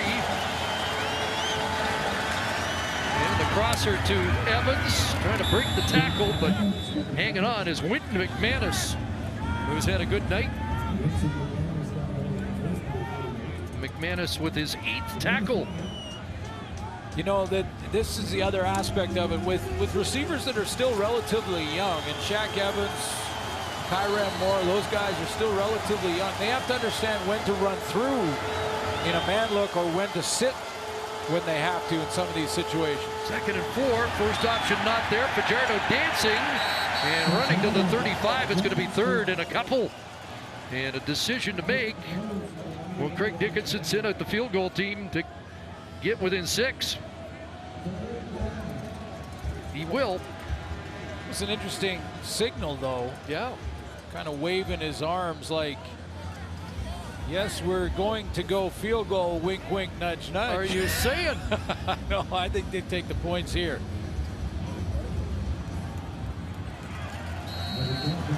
Lining up from 42 out. Hit the upright on his last attempt. I think you got to take the points here. Yeah. Make it a one-possession game for sure, yeah. And Lowther gets it done. 27-21. More than half a quarter remaining in this battle for first in the West.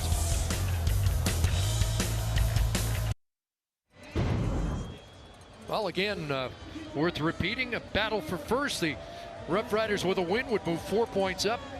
The Stampeders with a win would tie Saskatchewan, but have the tiebreaker because they won the season series, but still work to be done by everybody. And the Blue Bombers, if they could win out, still would have a shot at first.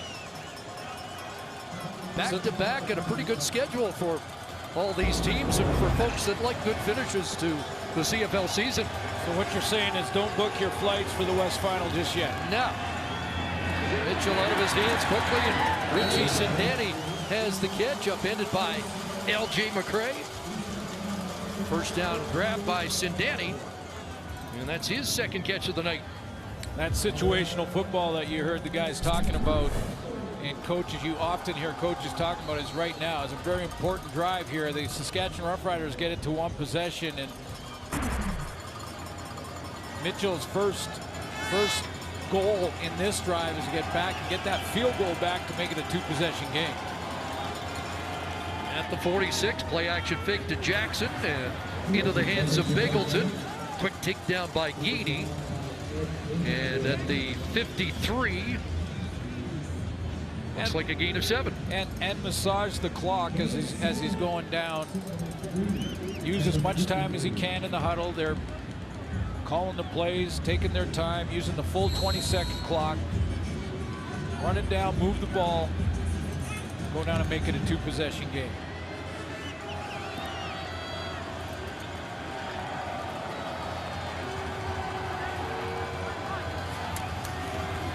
Second down play, and Mitchell has the catch to Bingleton, and he almost got loose, but Craig just tripped him up. Or Bingleton might be in the end zone. Saved a touchdown with the tackle. Got a little bit turned around in the coverage and had to kind of recover to Reggie Bingleton. Lots of time for Mitchell to get this one out to the wide side. But that little trip right there saves a touchdown, because I don't think there's another rider close enough to catch him. 23 to Bingleton. He has 90 yards receiving in the game. Looking for his 6th 100-yard game. Bingleton 3rd in the league in receiving. Josh Huff in motion, and he'll take that swing pass. Here's the speedy Huff. Bounced off first contact and then gets swarmed down around the 28-yard line. So goal 1 accomplished. for Calgary offensively. Get back into field goal range to get that 3 points back. Eat up as much time as you can. And now goal number 2 is look for the major. Zach Williams has checked into the game. Extra D lineman will line up at tight end. Actually was the target on a pass last week. Into the end zone, incomplete. Charlie Power in there as well. Fake to Jackson. Extra time for Mitchell, but now out of it. And he is dropped. E.C. Leonard gets home back at the 35. And the field goal unit has to come on for Calgary. Like they were trying, that Mitchell was trying to go down the middle.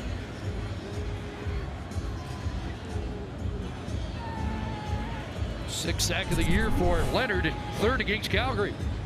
They were releasing fullback coming down the middle that was picked up nicely. I think it was Mike Edom who jumps him in coverage, and Mitchell just decides it was too risky of a throw.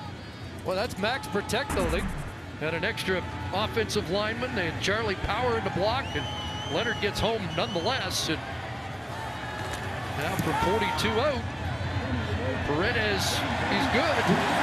And it's back to a 9-point Calgary lead. 4:21 remaining.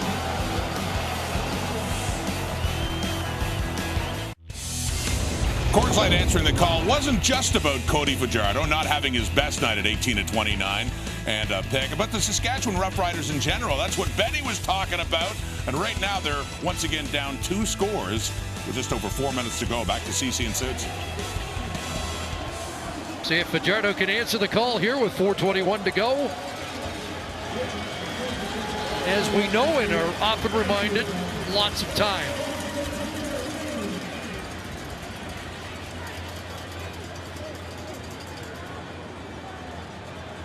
And now Bradbury's going to take a little more time.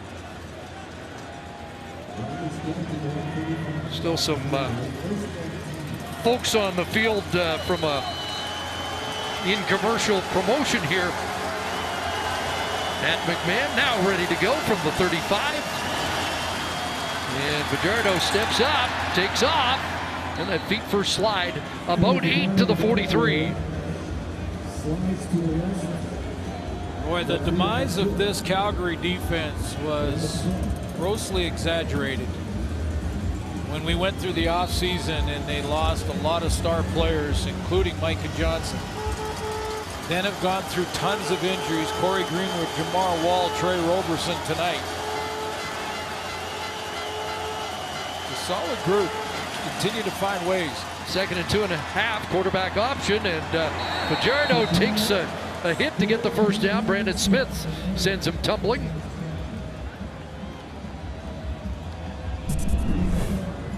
Brent Monson's done a real nice job with this group because they make you be so methodical and patient. Basically saying that sooner or later you're going to make a mistake. 46 yards rushing for Fajardo. That pass for Powell is bobbled and dropped with Deshaun Amos there defensively. So sooner or later you're going to make a mistake. That's the mindset. There it is. There's a drop, doesn't get any production on first down, and now you're in 2nd and long. Timeout's called, Saskatchewan.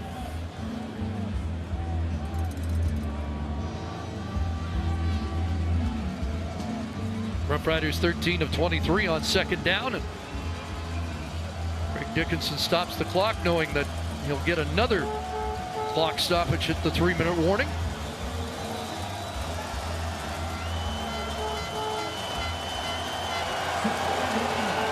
Whitman McMahon has wanted noise, and he gets it from the crowd here at McMahon. 2nd and 10. Fajardo on a roll, Sopik in chase. Pass caught, but coming back to the football momentum, take Kyron Moore. Let's see, forward progress just on the Calgary side of half. It's going to be 3rd and 2 at the 3-minute warning, and the Roughriders will, in all likelihood, stay on the field for the biggest play of the game upcoming. So Craig Dickinson leaves the offense out 3rd and 2. Just made a last-minute change, sending out Albert Awachi and Darius Bladdock. I wonder if they've changed the play call here on 3rd and 2. Out of the gun. Quarterback option. Going to make it easy. 1st down. And Fajardo runs for more. Gets into field goal range inside the 35. A 21-yard run on 3rd and 2 for Cody Fajardo. Craig Dickinson's got one eye on the time clock and the other on his offense out on the field. Big play by Fajardo. Loved the decision. He made it quickly. He saw that there was a soft corner, so he took the edge and picked up the 1st down plus. 67 rushing yards for Fajardo on the night. Under 2.5 to go. Looking deep. Got an open receiver. Touchdown, William Powell. There's the answer. That's how you get Mechie out of the middle. He's not counting, or didn't on this play, the tailback in William Powell coming out of the backfield and going right down Main Street. He's over there playing in the middle against the receivers.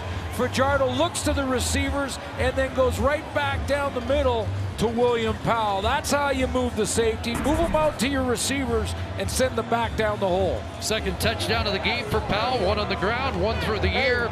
13 on the year. And the Roughriders right back in it. That's Stephen McAdoo, too, making that adjustment on the fly. Convert good.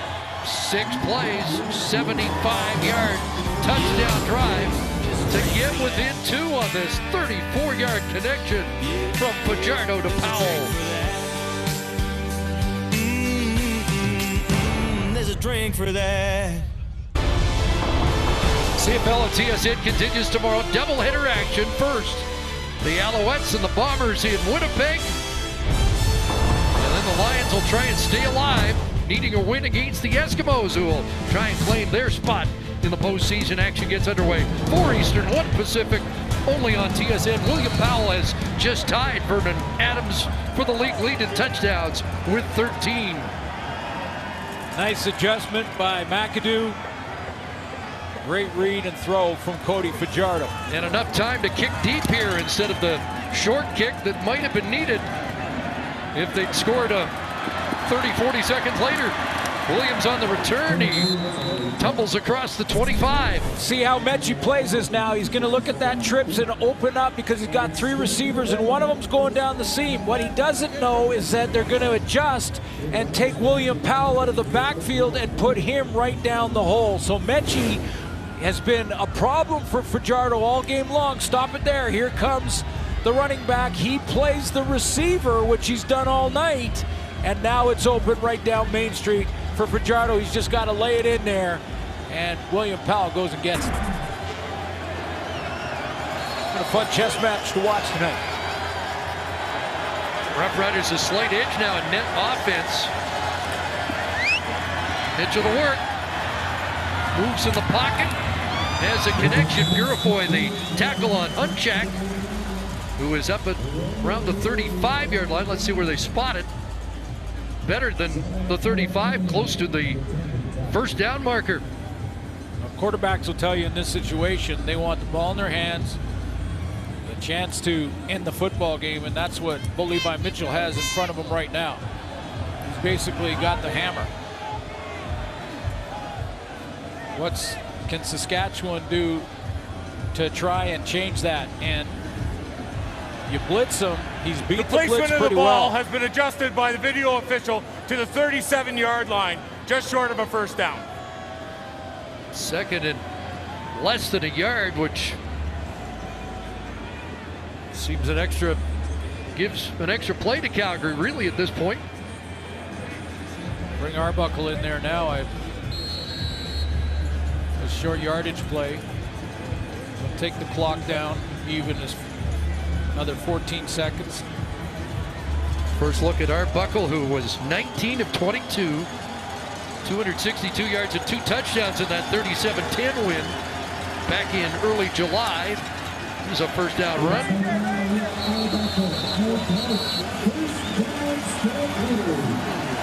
Well, now the Stampeders may be a first down or two away from nailing this down. Well, it's Jason Shivers now against Dave Dickinson. Dave, I asked yesterday about his play calling style. He says it's a lot of gut feeling and in-game situation. Does Jason Shivers send blitz, try and force Bo Levi Mitchell to get it out of his hands quickly and maybe cause a mistake?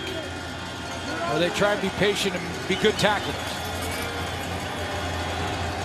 Here they come. Early jump. Looked like AC Leonard was offside. Was he drawn as they pointed each other? And Calgary Williams says AC Leonard's the culprit, and it looks like he is. Offside. Saskatchewan, number 99. 5-yard penalty, remains first down. Calgary Williams was funny there though, because he thinks he talked the official into it, which he did. Let's take a look. It's at the top of the line right here. There's Williams playing that left tackle spot, and yeah, early jump by AC Leonard, and they were pointing at each other the whole time. Look at it. Watch it go. Look. I'm trying to talk you into this. This is it. There he is. There he is. Okay. Have I won the argument? Yes, I won the argument. No, you didn't win the argument. They just... And the Stamps without Derek Dennis in this game. Milanovic leader. Gonna run for another first down. Boy, he's been effective in the second half. And will be the leading rusher for the Stampeders. 9 more, and he's got 45 on 6 second-half carries. Yeah, that was Derek Moncrief that had him in the backfield. Timeout's called right by there. Saskatchewan. That missed tackle, that inside cut by Milanovic leader, outstanding. Calgary Stampeders have found a secret weapon.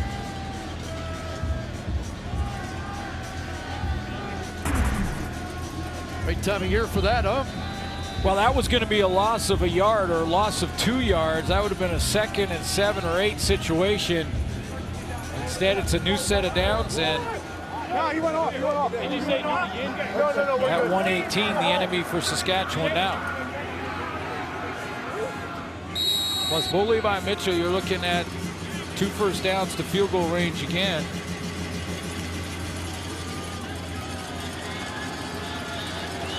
So it's now or never for Saskatchewan defense. About 15 yards to get into Paredes range, where they might try something this time, not going anywhere. Leonard crashing down on Milanovic. Leader drops him for a couple-yard loss that time. So now 2nd and long, and this is where the Roughriders need to stop. Right now, what do you got? 2nd and 12, game's on this play.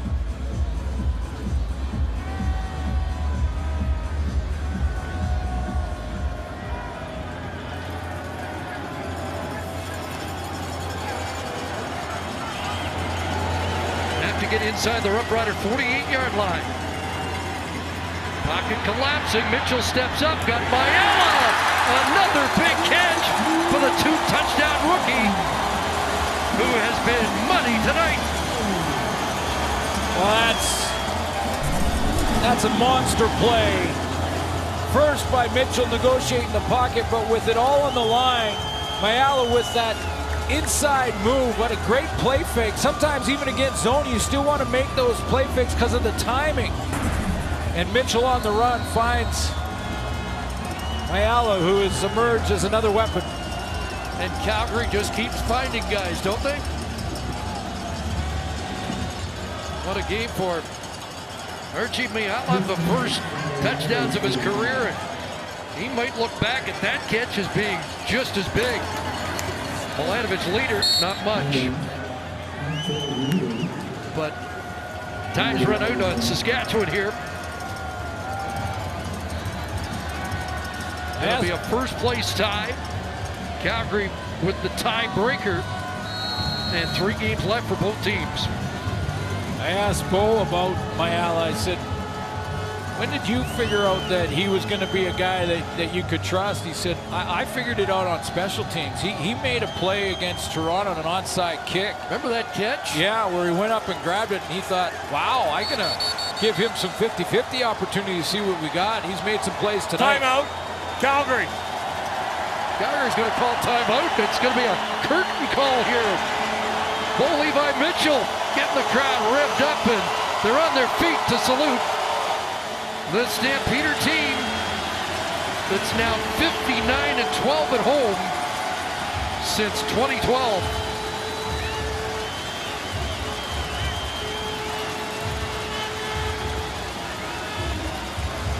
Almost unbeatable here, which is why if you're not a Stampeder, you don't want the Western Final at McMahon. Yeah, and that's the 75th win for Bo Levi Mitchell. Victory formation. Clock run out, takes the knee. In the books, the Stampeders have won their 10th. They're 10-5. Saskatchewan 10-5. Stampeders win at 30-28. Time now for the Nissan Titan Player of the Game, brought to you by the Nissan Titan, ranked #1 in quality by J.D. Power. 5 catches for 70 yards. He had the 2 touchdowns.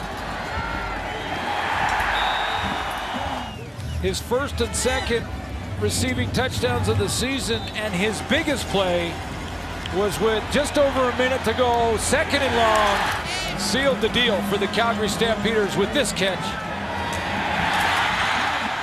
That was a touchdown earlier, and that catch you saw just prior to that play was a big first down. So a 10th win for Calgary. 10 wins for the Roughriders. The Bombers can win their 10th tomorrow. They've got a tough one against the Alouettes at IG Field, and that playoff late matchup at Commonwealth between the BC Lions and the Edmonton Eskimos.